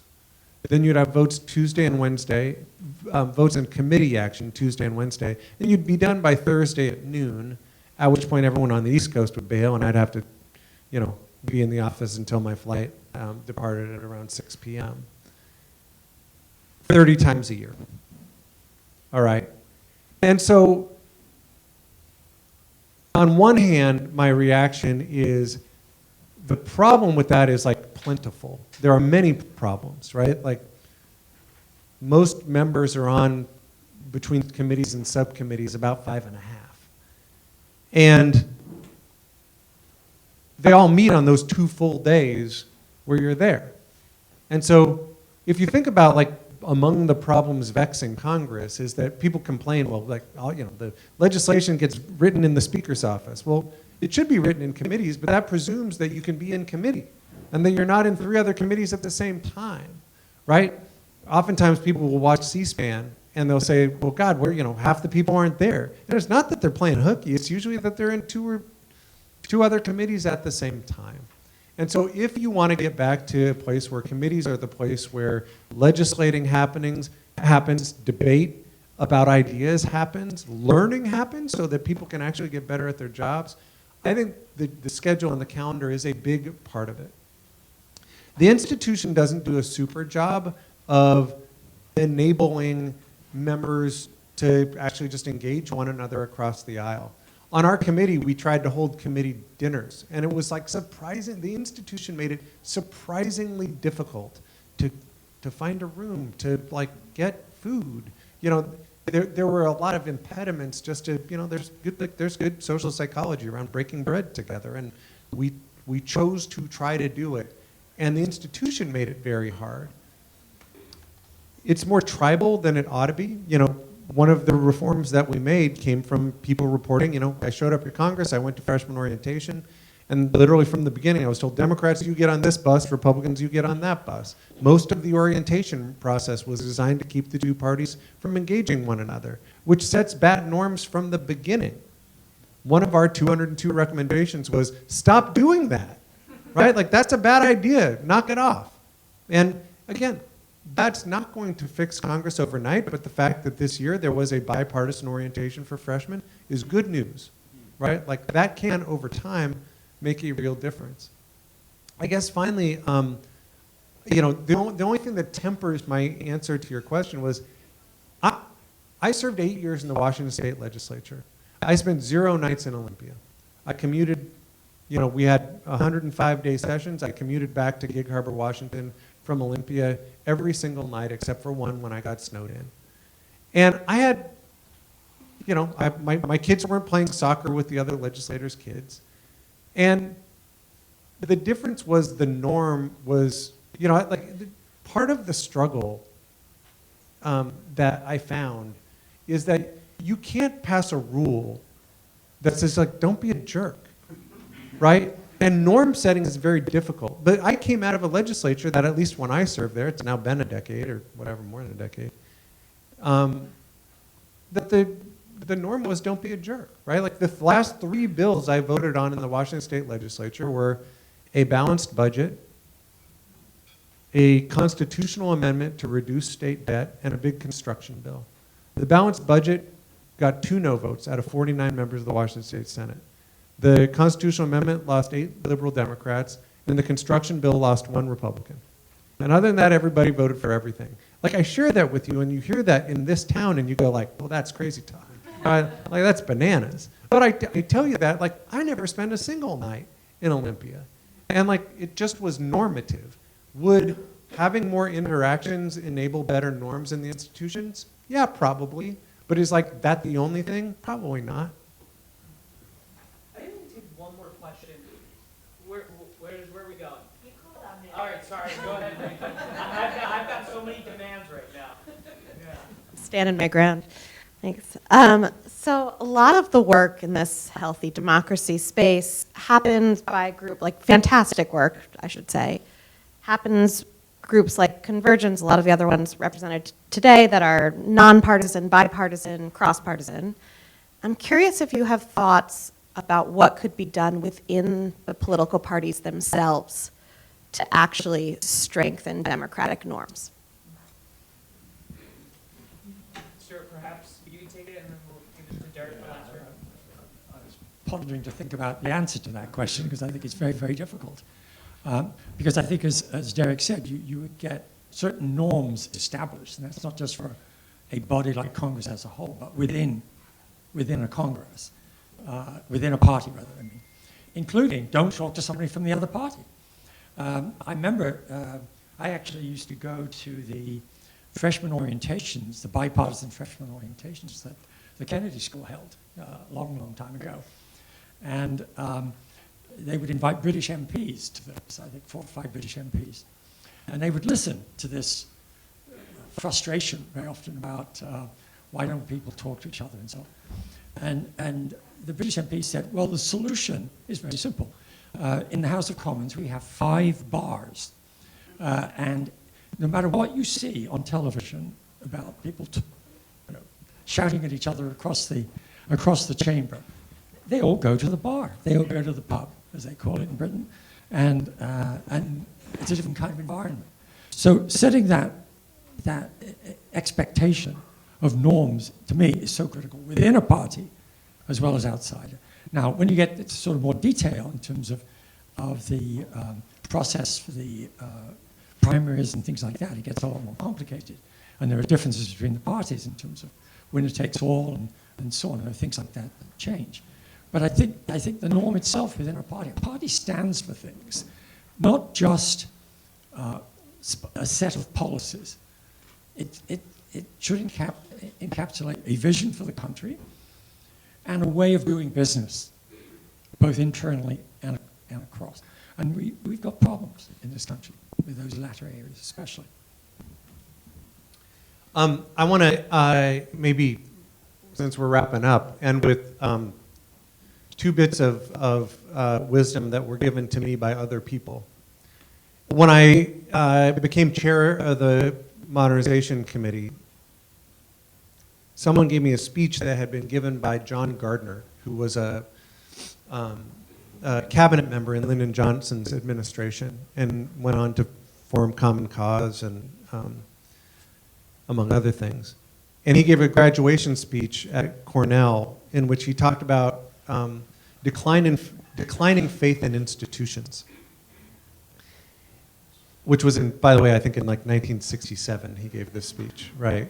And if you look at the data in the time that has passed, like faith in institutions is cratering, faith in the media, faith in higher ed as a force for good, faith in the business community, even religion, and you're in trouble when there's a lack of faith in faith. But in that speech, he talked about the importance of being loving critics of institutions. And he said institutions suffer from uncritical lovers who deny an institution the kind of life-giving eye toward improvement that's required. And he also said institutions suffer from unloving critics who treat institutions like the piñata at the party and have an eye more towards destruction than improvement. I actually think that's important counsel for us. Like, we're all part of institutions, right? Whether it's being part of the network that is Convergence, or whether it's part of a faith community back home, or the Chamber of Commerce, or on a board on which you serve. You are a steward of that institution. And I think it is important for each of us to be loving critics of the institutions about which we care. The other thing I'll just say, you know, I said I wanted to give 2 pieces of advice I got from other people. I moved to DC. I now have a license plate that says no taxation without representation. But back home, I went to a church and I had this rap with my pastor where as I walked out, my pastor would say, "How's it going back there?" And I'd say, "Well, I'm genetically optimistic." And that was like my rap, right? Like, and I was always like, I can't be in this job if I'm not an optimist, right? And one day on my way out of church, my pastor handed me a sheet of paper and said, "I want you to get to your car and read that, and I want you to stop saying that." And I was like, "Ooh, guidance from on high," right? And I got to my car, I unfolded this sheet of paper, and it was a quote from Rabbi Jonathan Sachs. And it said, "There is a difference between optimism and hope." It said, "Optimism is a passive virtue. It is the belief that things will get better." It said, "Hope is an active virtue. It is the belief that together we can make things better." It said, "It doesn't take courage to have optimism, but it does take courage to hope." And I like that, right? I like that in part because it appreciates that we have agency, right? We are not just observers in all of this, right? That we are participants in that effort to form a more perfect union or to improve the health of our community or to lift people up. And I like it because it says we, right? It understands like this is not an individual job, it is a we job, right? And that's what Convergence is all about, and that's why your presence here matters today. So thank you for that.